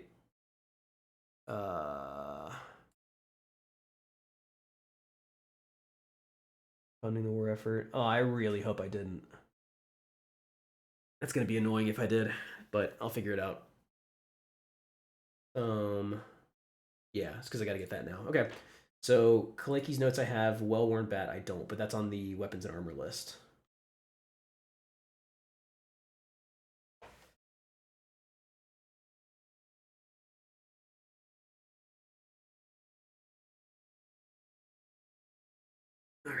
Let's go back down. Needle and Thread from Torturer Alphonse. I think I got that.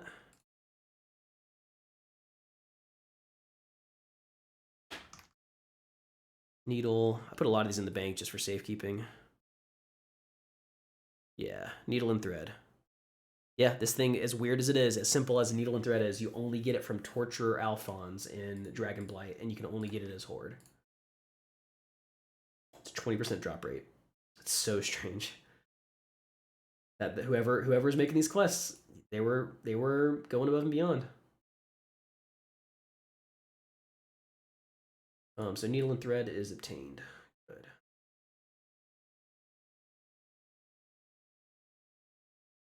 Broken Arrow and Extinguished Torch. These two I've been completely baffled by. And I wrote here confirmed to exist because there's a Wowhead comment about it, and on this one popped up on Nexus Hub, which meant someone had it and they were selling it on an auction house. So that means both of these at some point were obtainable, but I was not able to get them on Season of Mastery, and I haven't been able to find them in game. So they're going to require further research for sure. Supremely Slimy Ichor and Gratuitously Gelatinous Goo. These are two items that I've been also unable to confirm if they actually exist or not. This says it's a 0.6% drop rate from hulking Jormungars in Dragon Blight here, and I've farmed them a lot. I've killed a lot of these guys. Maybe not within the realm of it being droppable, but it's not listed here on the loot table in Wrath. I think if I go to retail, it is. Maybe not. I just look at the item on retail, because my theory is that it's either very rare or both of these things are added in Wrath, but they didn't actually drop until they added it to loot tables in Cataclysm pre-patch. That happens a lot. Yeah, this has no like recorded information. And that says hulking Jormungars. Let's see retail. See retail. This is dropped by like all of the worms, like a bunch of these worms. And it's still pretty rare, but you know it's a lot of stuff. I'm assuming these numbers are so inflated because it's retail, so it's recorded data since WoW had started collecting data, but it only was available after Wrath. And people aren't killing Dredge Strikers and Silithus very often these days, so that's why the numbers look so bad. So that's a little fascinating to try to see if that actually exists. And then if I look at this one, yeah, also a fairly rare drop, but it's a drop from a bunch of different worms. So it seems like they had these two items that they made rarer drops from different worms, especially like named worms. So I'll have to continue researching those as well to see if they actually are obtainable or not. Okay, Constrictor Grass. This is another one that I think doesn't exist because it's listed on Wowhead as, well, it's like from milling apparently, or no, you can't mill this, right? On the current PTR, they're now gray items with the same icon as Moro Grain. Proof of this change. No, there's no way that image is available. This is patch 3.3, so there's a chance that maybe these like once existed. Here. This item's also sold by Dark Moon Fair vendor Lara. And I went to Lara, and Lara was not selling this. I think Lara wasn't selling anything. So I think it was at some point millable, and maybe it just never got actually added into Classic. But similarly, that needs to do more research as well to figure out if that exists or not. Severed Boar Tusk is also really interesting because the only listed information about it is that someone says they had it dropped from Snorts, and Snorts is a level 79 pig in Storm Peaks. And it's a friendly alliance character, so you can only kill this on Horde. It only has 5,000 health. I can probably try to run over and like snipe it, but I'm gonna have to level up enough to get. I guess I already have flying. But people were trying to tame him a lot, I guess. But somebody, yeah, the only comment says it dropped from snorts, and the timing of this comment was patch 3.0.9. So I'm guessing this is obtainable, but I'm not really 100% sure. So I gotta look into that. I wrote this down just in case, but Nostro's Compendium to Dragon Slaying. This is the renamed book from how you get Kelsarar. It used to be called Furor's Compendium of Dragon Slaying. And I think this item becomes gray in Kata. Think. Looking at retail. Yeah, in retail it's gray. And I don't know that it's obtainable anymore. So I had it on my list of I should try to get one of these things before Kata, because it will become gray. So that goes on the list as well. I don't know how hard that is to actually get. It's probably running through Dire Maul is a lot easier than it used to be now. So, all right, Tattered Handkerchief. I know for sure this one's obtained. This one is maybe my favorite gray item in the game. Tattered Handkerchief. Let me just confirm that I actually have it. Links, Wowhead, in-game link. Paste it. Tattered Handkerchief. Yeah, Evil Fish has it currently in their backpack. So Tattered Handkerchief, the tooltip says this handkerchief is covered in blood and dirt, ruining its scent. And it says drop rate is dropped by the Sentinel Leader at a 1.5% chance. Sentinel Leader is like a kind of almost like a mini boss night elf in the Ghostlands that walks around inside a camp filled with like a ton of other night elf people. And it's listed as a very low drop rate of all the counts of things that drop. So I went over and farmed this lady for hours. I have maybe, I don't know if I got up to like 1,000 kills on this person, but at least several hundred kills. And she has a respawn timer of like 5 minutes. So you have to wait for her to spawn, kill her, and then do that over and over and over again. Never got it, was completely baffled. And then finally found the answer. And the answer is that this thing is a 100% drop rate if you do it correctly. And the way you have to do it is there is a horde quest that involves pickpocketing from her the Lacy handkerchief for the objective of the quest, combining forces. It's basically like a training mission of like, hey, go into this camp and pickpocket this lady's handkerchief without her knowing and bring it back to me. So you have to play a blood elf. I don't think it has to. It has to be specifically a blood elf rogue. It has to be level 10 or higher. You have to go get this quest and then go to the camp. And instead of pickpocketing her, you have to kill her. And if you kill her while you are a blood elf rogue on this quest, then instead you get this item. You get the handkerchief, and it's a hint telling you did this quest wrong, because it says the handkerchief's covered in blood and dirt, ruining its scent. And you're trying to pickpocket it instead. So then you wait for her to respawn, and then you can pickpocket it. So I wasted so much time because I didn't realize how clever this was, that they added it in as like a hint to make sure you understand that you messed up the quest or whatever. And it's like a fun Easter egg if you kill this person you're not supposed to kill. Yeah. So once I figured that out, I just leveled up a rogue to level 10, went over, and I think I got it on my first kill. Because like I said, I think it's 100% drop rate. So that is one of my favorite items in the game because it's so unique. It's like the conditions to get it are so specific, but it serves a fun purpose of like being an Easter egg and a hint as to how to do the quest and everything. Yeah, that was a lot of fun to figure out, even though it was annoying that I wasted so much time, but yeah, I still really enjoyed figuring that out. My favorite junk items in this whole quest have been items that are like little puzzles. I've loved that aspect of it. Okay, so let's see. Empty rum bottle. What is this?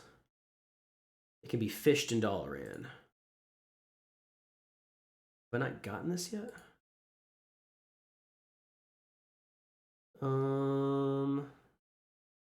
Interesting. Let's see. Links. In-game link. Empty rum bottle. Let me hop over to my alliance characters to see. Junkmonger.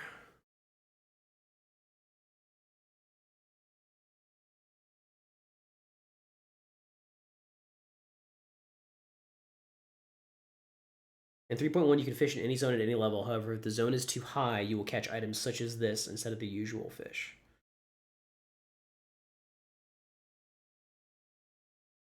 So yeah, this isn't hard to get if I somehow missed it.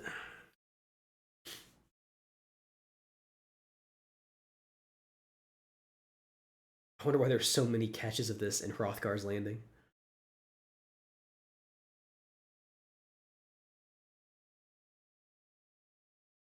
All right, let's see.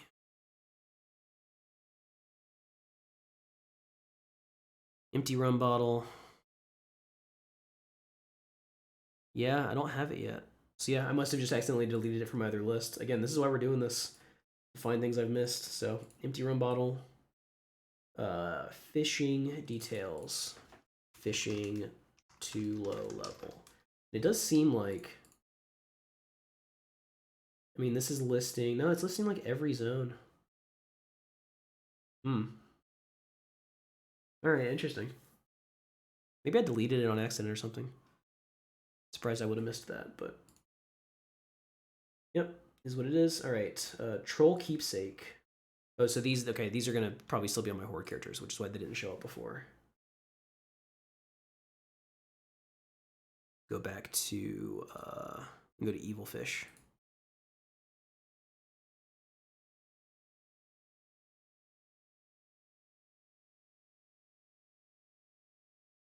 While we're doing that, Gordog's imprint is BOP. It didn't really count, but I do have it. Same thing with Story of Morgan Lattimore, BOP. Empty brew bottle is also BOP, and that's, you have to get that from doing Brew of the Month Club from like the Brewfest thing. You get it mailed every month, and you get, well, after you drink it, you get a gray consumable bottle that you can then throw. So it's BOP and it's consumable, so that's why I'm not really counting it for this. I do have it on one character, but it's not gonna, like, it can't go in like the guild bank. Also because it's consumable. Broken boot knife, I think is it gray? Yeah, I think I've got this.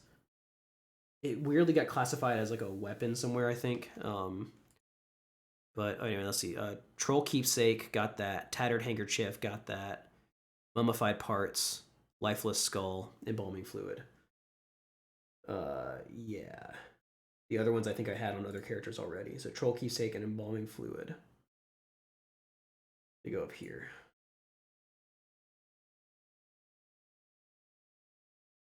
Broken boot knife, I'll have to check.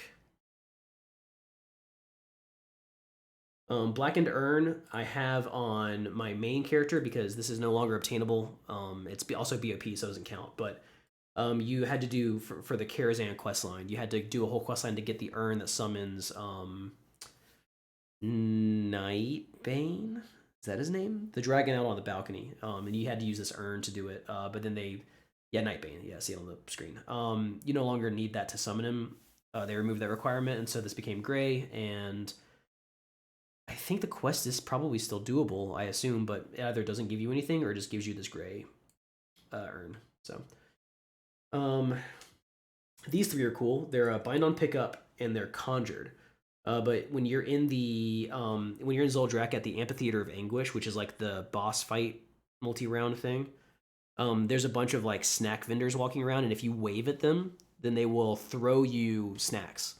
So a consumable conjured bag of popcorn, peanuts, and ale that disappear after like an hour or something like that. So they also don't count for this, but that's super cool. It was cool to discover that. Okay, so I got that stuff. I don't think I need anything else on Evil Fish. Nat Pagel's Guide to Extreme England. Have I not gotten this? Because this is the PvP one. This is the one that talks about Ashbringer. Let's go back to Junkmonger.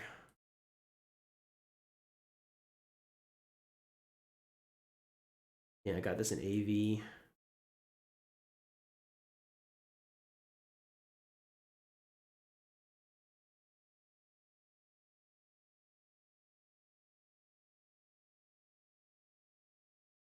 Let's check and see.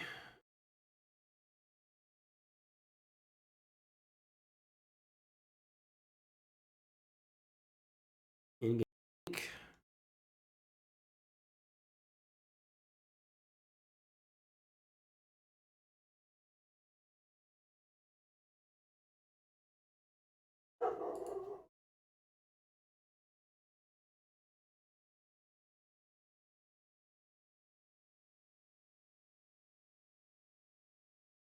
Nat Pagel's Guide to Extreme England.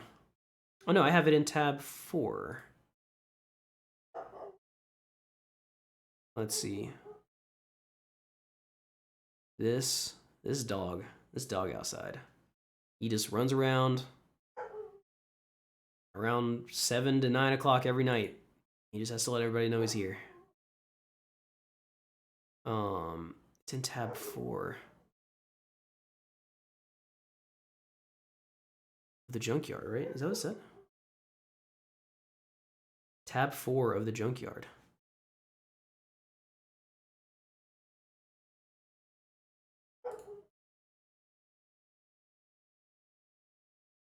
Is that it? Yeah, Nat Pagel's Guide to Extreme England. Okay, and then I've got the other one, right? The thoroughly read copy. Let's double check. Nat. Yeah. Okay. Yeah, I just didn't drag it up. Let me yell at this dog real quick.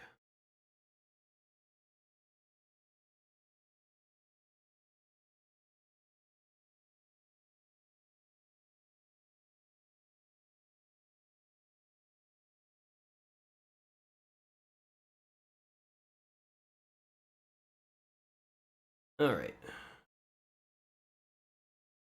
Oh, I have my window open so I can yell at him now. But that's gonna make it louder if he does it more.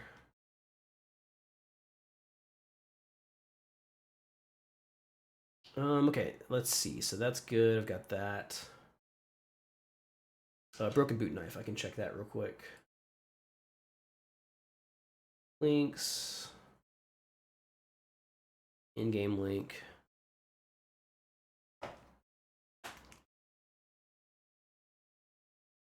Broken boot knife. Yeah, it's on Junkmaster in my bank. Okay, cool. Do have that.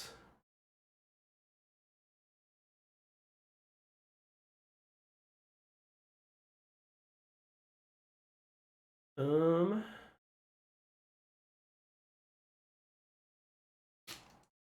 right, buzzard feather, basilisk venom, false documents. What was this? I don't know what that was. Don't drop Eastern Plague Lands. Pickpocketed. Huh. Well, that whatever this was supposed to be, that'll show up on the other list. If I missed something there. Broken boot knife I've got. Buzzard feather. A pretty common drop, so I probably have it. Buzzard feather. Tab 1 junkyard, yeah.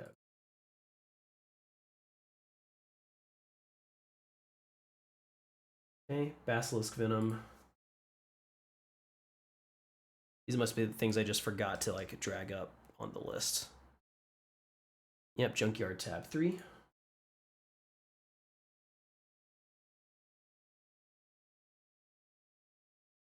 Basilisk venom.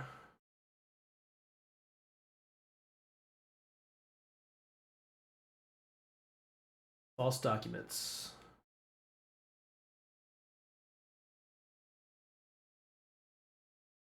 Open up some of these other ones because there's grime encrusted scale, charged scale, dragon's claw. And the rest of these are BOP or conjured. Okay. False documents are from small sack of coins in Relic Coffer, yeah. Check that. Links. False documents. Junkyard tab 3. Good. Grime encrusted scale from Fish in Zangar Marsh. Super common. Junkyard tab 1. Cool. Charge scale is from. Oh, is there 2 charge scales? Charge scale 29558 5125. So this one's from Storm Snouts and the Barons. Oh, interesting. So let's check this one. So there are 2 identically named gray items apparently. Okay, that one's in the bank, so I've got that one, but this other one doesn't look real. 29558 is the thing. It was added in patch 2.5.1.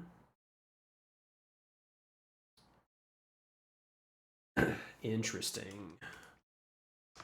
Charged scale. Wow.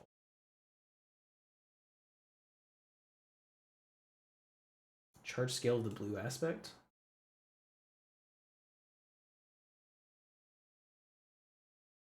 See what that says. See what that says.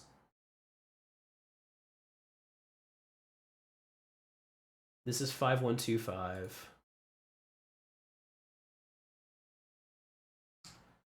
I claim the charge scale. The bar moves across the scale.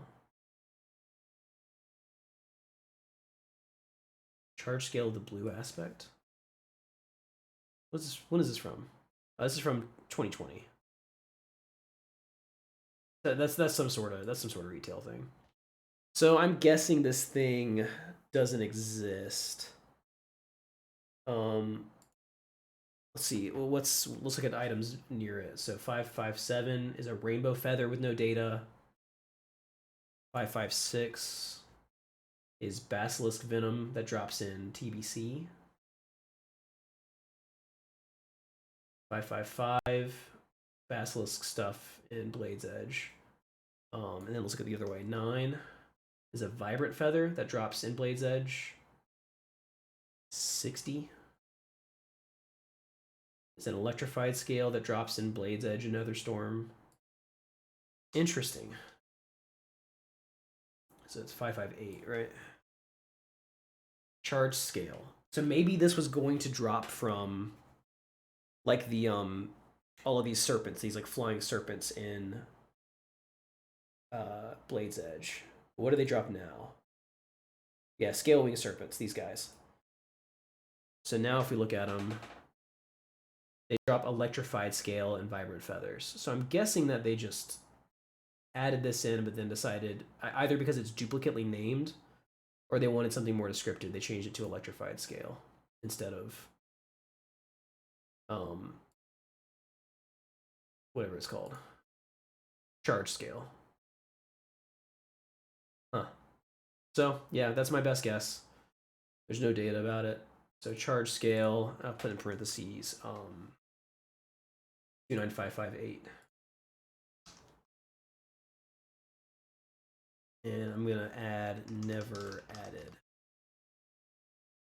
And again, I'm gonna go through all of those never added items just to be absolutely sure. If I can find any other way to like confirm these, but that's probably not real. Okay, false documents. Did I checked that right? Make sure. In-game link. False documents, tab 3.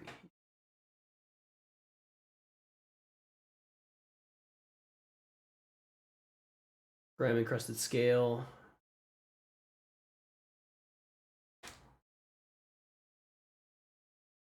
Yep, tab 1.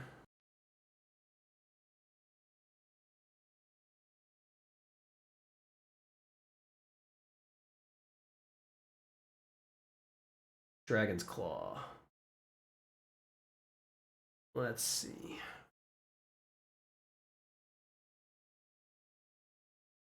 That's just from Dragons in Shadow Moon Valley, so I think that's pretty common as well. Dragon's Claw, tab 2. I just forgot to move like all these in the first 2 tabs.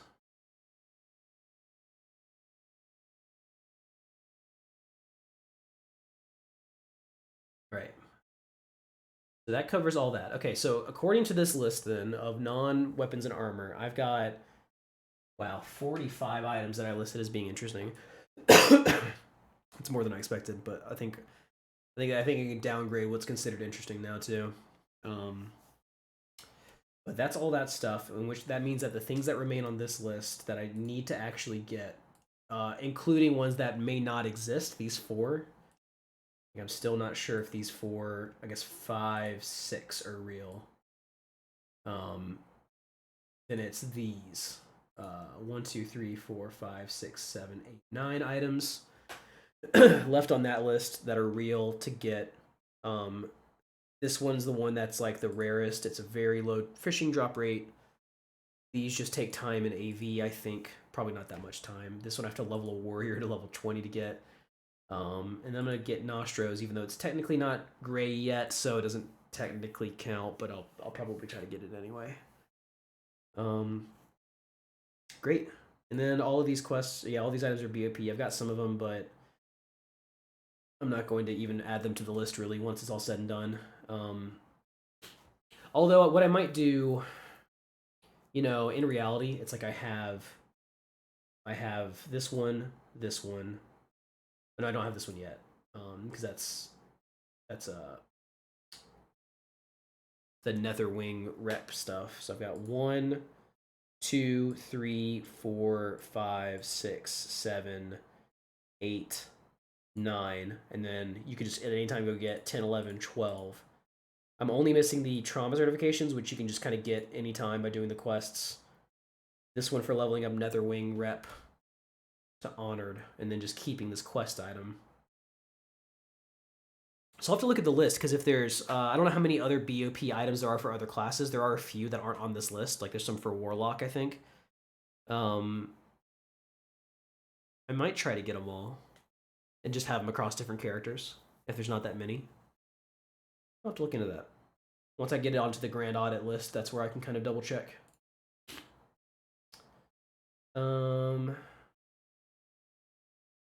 Cool. Okay, so then there's these items I have to actively try to acquire, slash see if they exist.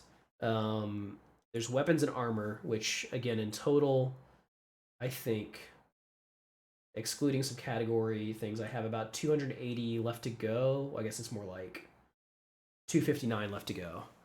And I'm trying to do the hardest ones first. I'm trying to farm all of the TBC ones, because those are the, I can't do it in dungeons like easily, or it's, I kind of can, but I don't know. It just seems like the drop rates are lower the higher level you get, and nobody's running TBC content, so it's a little bit harder to get than even Wrath content. I've only got these left in Northrend, but I have quite a few more in TBC, and I've been actively farming it. So,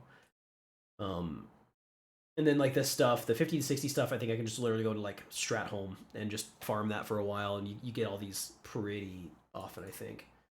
And then there's a lot less as you go lower level, and I've already gotten a bunch of them, so. So that won't be too bad.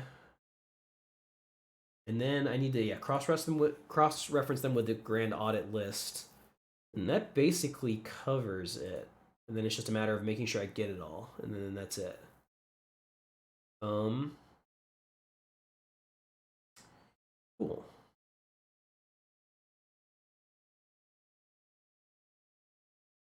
So what I'll probably do is I made this list very similarly. These are all the ones I already have down here. Oh, including Broken Boot Knife. I'll probably make another copy of this weapons and armor list, to cross-reference and do the same sort of thing to verify what I've got and what I don't. Oh, and you know what? Actually, one thing I need to do that I have to prioritize is I want to get this Paladin. I want to finish this Paladin's Horde stuff and get him flipped over whenever I can. So I need to make a little list here. Let's make a new sheet. Horde things to get is what this is going to be called. I'm just going to call this Horde. There's still a handful of things I've got to get only as a Horde. So on the list that we just went over, it's I guess these things wouldn't count. Mosswalker Possessions is cross faction. Crystallized Note is cross faction. So okay, these two AV items I think are only obtainable as a horde.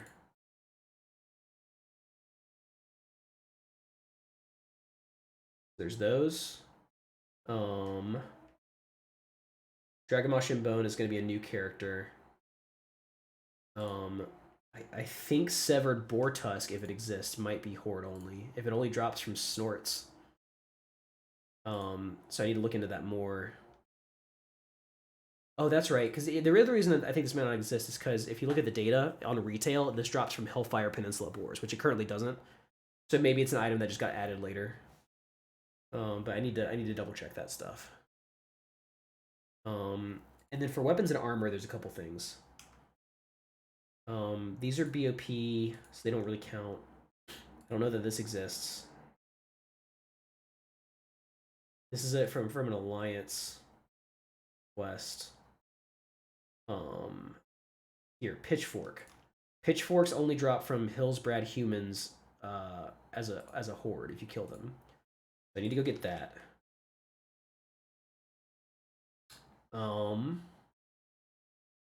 Well-worn bat is that thing from Kaleki that I have to get. Oops.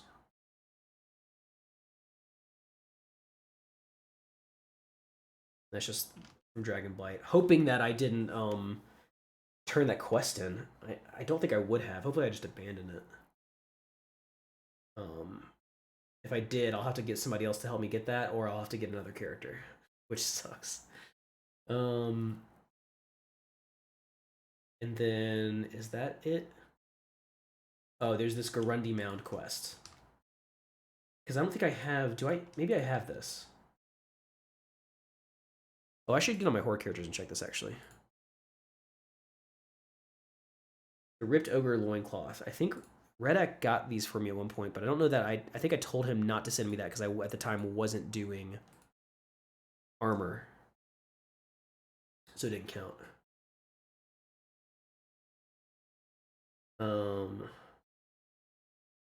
I think that's it for horde. Like, so there's that stuff. I've got to go get these Death Knight starting things, the pitchfork and the boots. Spare hand you can only get as alliance, I think. Ripped Ogre Loincloth. I don't have that on horde characters. So I probably don't have it at all then. So I need to do that.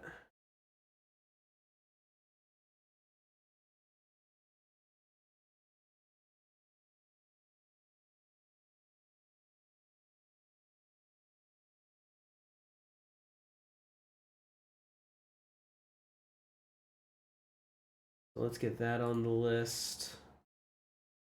Where is it? Ripped Ogre Loincloth.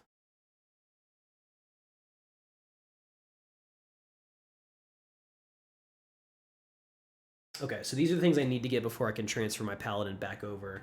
And if this thing does exist, this is the only like level restricted one. I mean, I have to be level, I think, 76 to get the Mosswalker Possessions one, but I can do that as Alliance, so it doesn't matter. But for being Horde, I think this might be the highest level thing to do. And then just doing AV is gonna go from there. Let's just make sure I don't have this loincloth yet.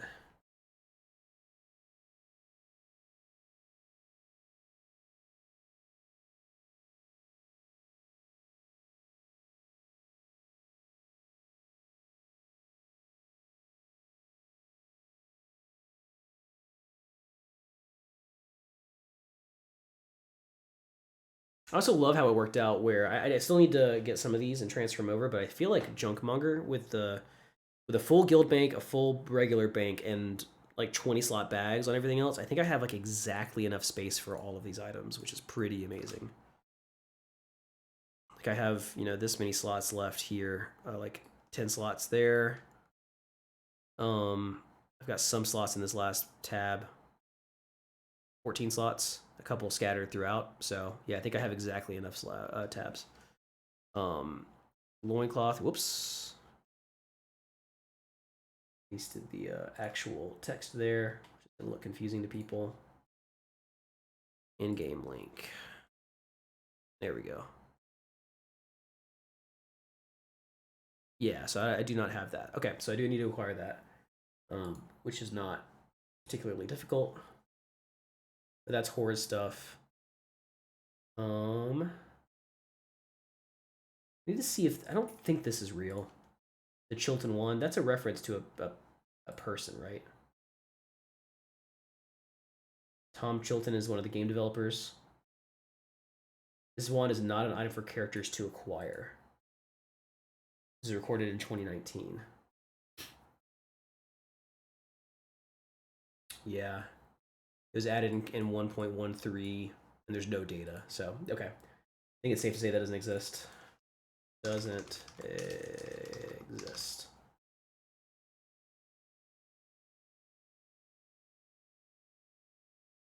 Do I have more things that don't exist? Not really. All right. Oh, I guess there's these. Yeah. I should check these real quick. I should just like definitively find out about this. Apprentice's robe. Yeah, see, this is Blood Elf Mage starter kit.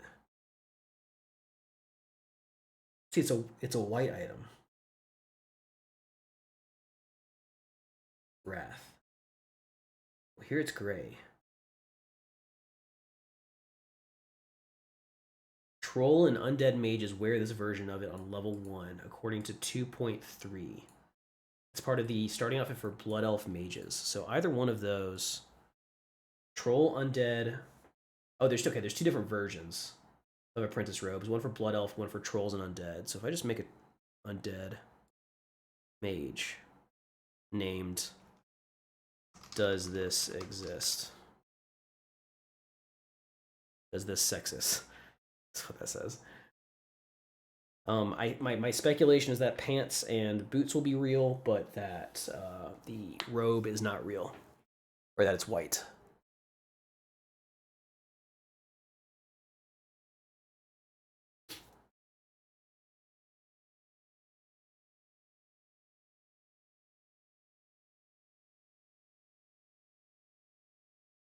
Yeah, once I get those, I mean, yeah, this is 30 starting items. Bag, no character. Oh no, that is gray. The shirt is not gray, but the robe, the pants. Oh, the boots are not gray. The boots are white. Why? That's so strange. Apprentice boots. Yeah, they're white. But the pants are gray and the robe is gray. Interesting. Okay.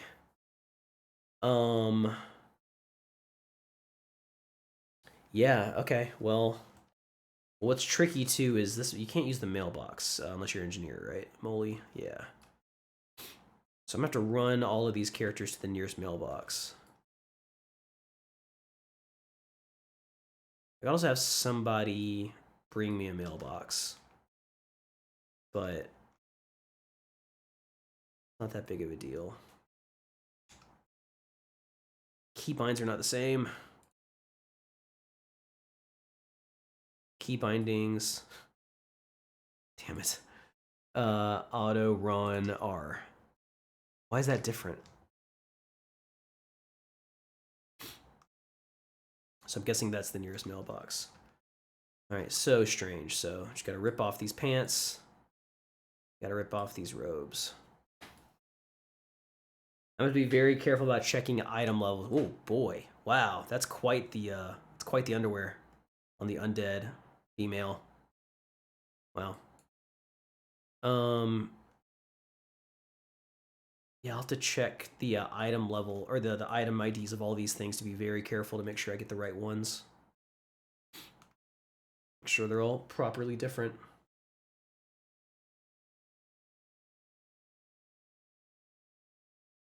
You know, I could probably actually. I bet after our raid tonight, I can probably recruit like 10 people to help me do this all in one batch. Like everybody just makes one of these characters and then runs things to it, and then mails it to the same person. Wait, I'm not even gonna be able to mail it. I don't have any gold. Oh no.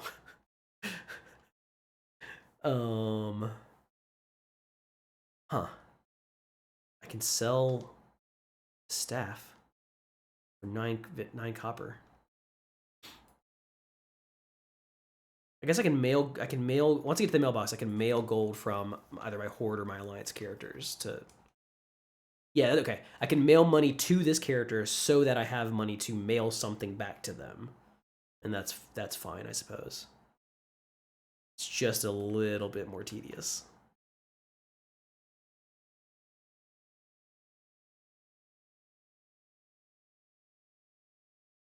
Yeah, okay, so let's see. This apprentice's robes, Control Alt C.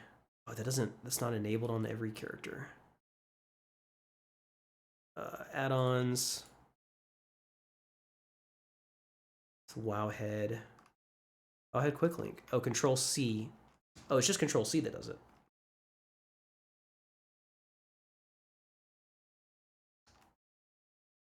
No, it doesn't. A liar. The thing's a liar.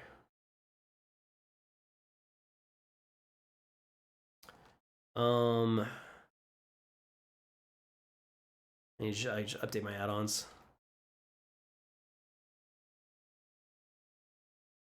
Yeah, I guess I have nothing that shows me the item ID of these things.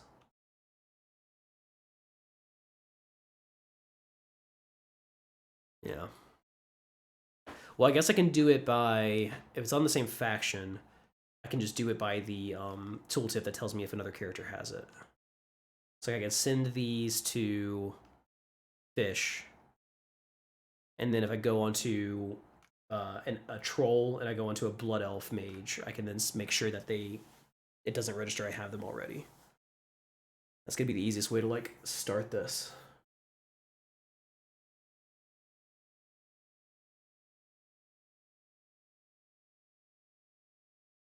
So yeah, that means a lot of these are real. I don't know if any of these. I don't think any of these shirts are gray. I think all the shirts are white.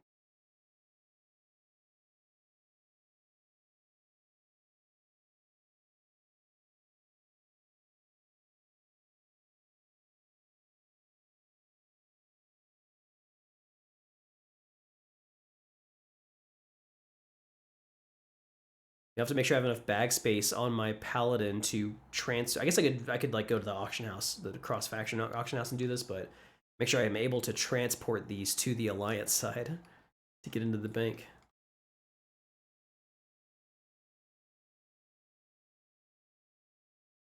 All right, mailbox.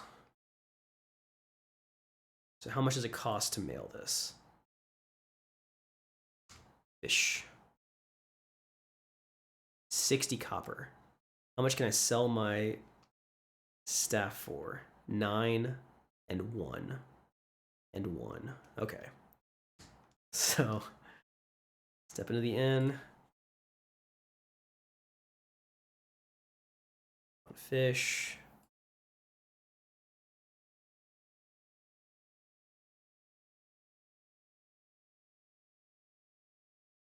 Oh man.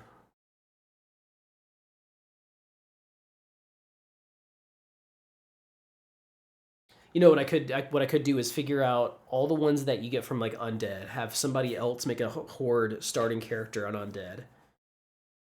Get a bunch of money to that character by mailing it from fish so that they can mail things, and then just keep generating the new characters I need, and then fill up that character's inventory with all of the items and do one run to the mailbox.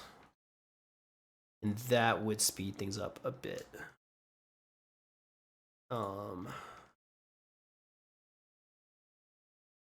Mailboxes, they're in here.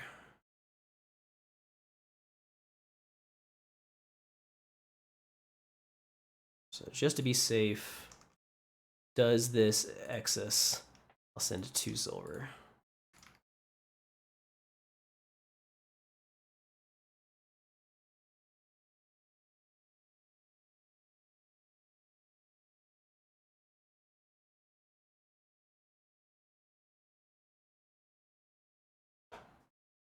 think this will be like the last kind of really tedious thing to have to do for this, besides the potentially very long fishing quest.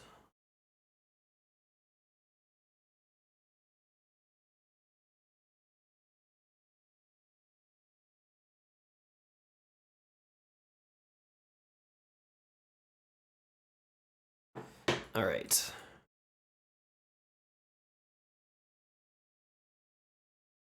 Get that. 2 silver. Send mail to fish.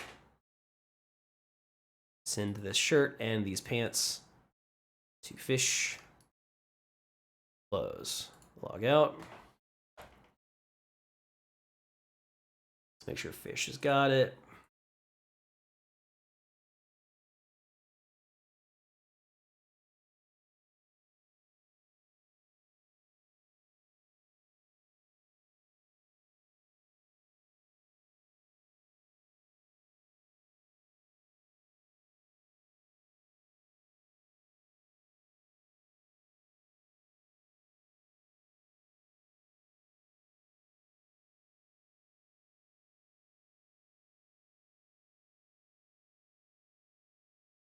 All right, now fish has those 2 items. Great. Okay, so now I can check apprentice's robe and apprentice's pants. And those are supposed to be from undead. There's currently 1, 2, 3, 4, 5 apprentice's robes. And 1, 2 apprentice's pants. There's only 2. Why would they do this?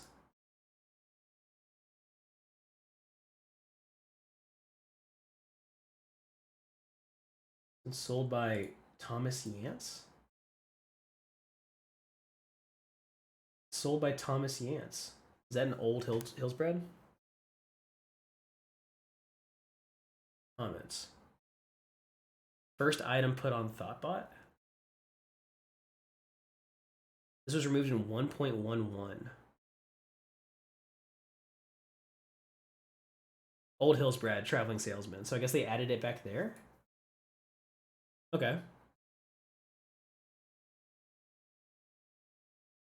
So are all of the other apprentices' pants identical? Blood Elf Mages.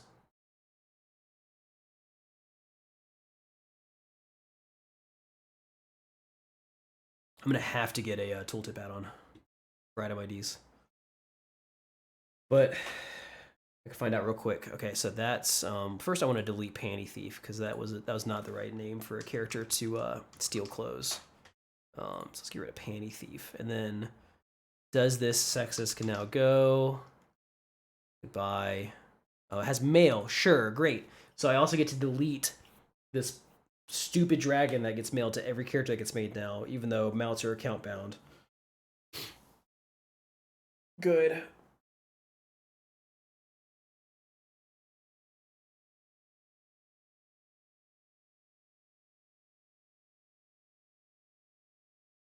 Thomas Yance. What does he sell? He sells a bunch. Yeah.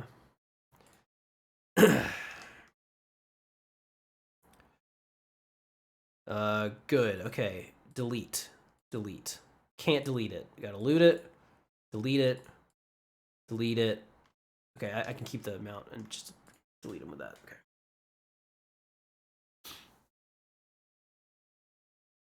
Does this sexist delete? Good. Okay, so now I need to make a troll mage and see if it's the same item. Troll mage Blorpo.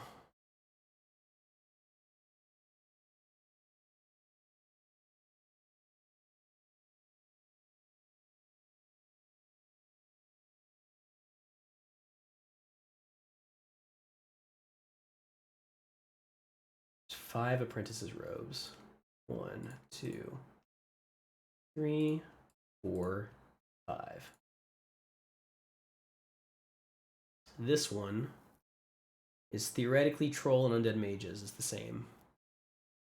This one has no information. This one, it says, is also troll and undead mages.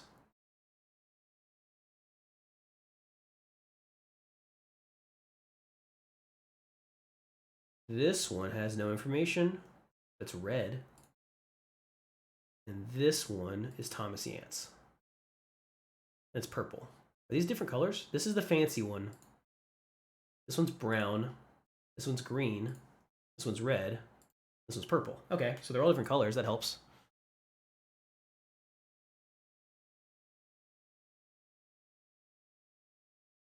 Character.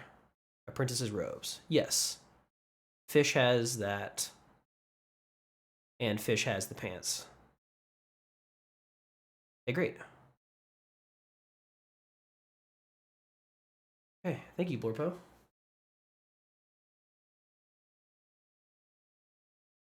I guess, you know what? Okay, I can do the in-game link thing to see if I've got these sets yet. So what color is this? This is the greenish, bluish one. This is probably 6140, which is what it says here too. In-game link. Please let me delete Blorpo.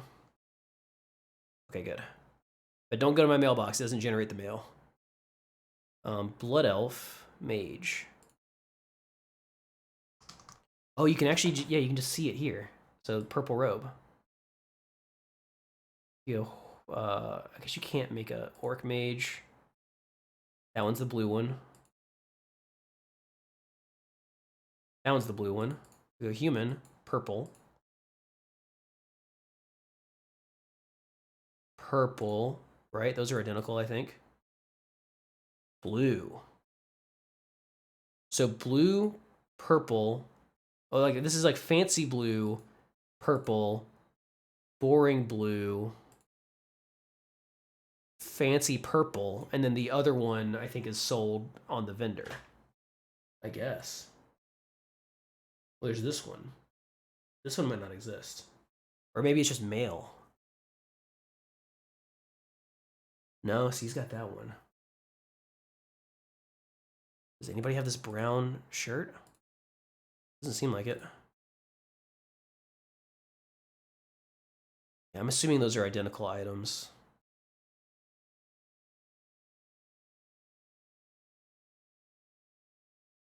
Yeah. That's a good guess, I think. Okay, so Blood Elf Mage, Blorpo. And then I wonder if the pants are the same, because it doesn't matter. Like the visual doesn't matter. They just wanted to have a unique visual for each class and race. So there's like a normal set of pants, and then there's one you can buy from Thomas Yance. Thomas Pants. Okay, that makes some sense here. So this is going to be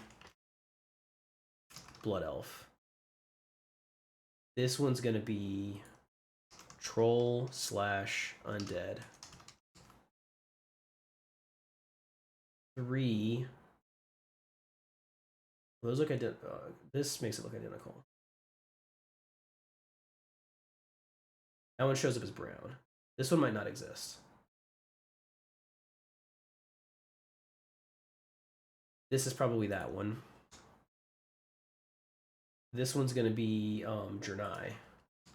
Or maybe, right? 4? Well, that's not...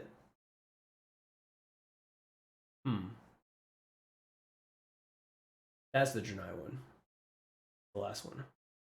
No, but it says it's sold by Thomas Yance. Oh my god. Alright, let's see. Princess's robes. Yeah. No one else has those. But pants... Oh no, these are unique pants too. Boots are white. Chest is white. Staff is white. All right. I got to get that tooltip add-on because I'm not going to be able to do this to tell cross-faction stuff. So Yeah, I'll have to work on that. I had one of these add-ons did it. I need to just update all my add-ons, I guess. I'm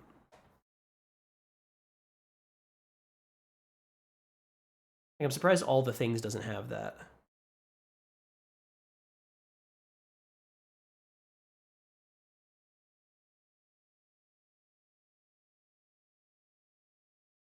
Or like the Wowhead looter should have it too. Update that. Wowhead.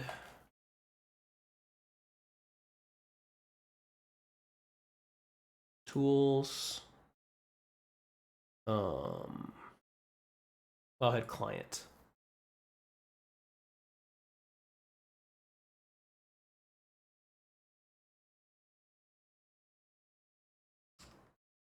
Just search for ID. ID tip.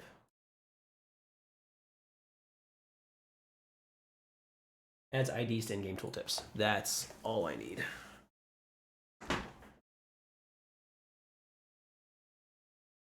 And then I can go to the sheet and I'll just make this column be for IDs.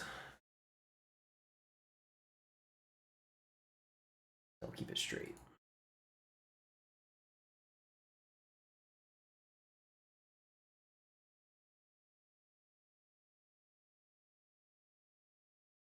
All right. Well, as exciting as this has been, I'm gonna get some food and call it here. I'm gonna go through and get all this information added, and then I'll go through the grand audit sheet and I will compile it alongside the list that we made. And then I can clean up this list and just have it show everything that actually remains to get. And then at some point, I will audit all of the weapons and armor we currently have, which isn't nearly as much. It's just a couple hundred. And then that will catch everyone up to what remains. And then I can start recording the process of just getting the last bits of stuff, which will be a lot of farming creatures for gray armor and weapons, and maybe a lot of fishing. Maybe not a lot of fishing, I don't know. But yeah, I'll do all that at some point. Thanks for watching. Goodbye.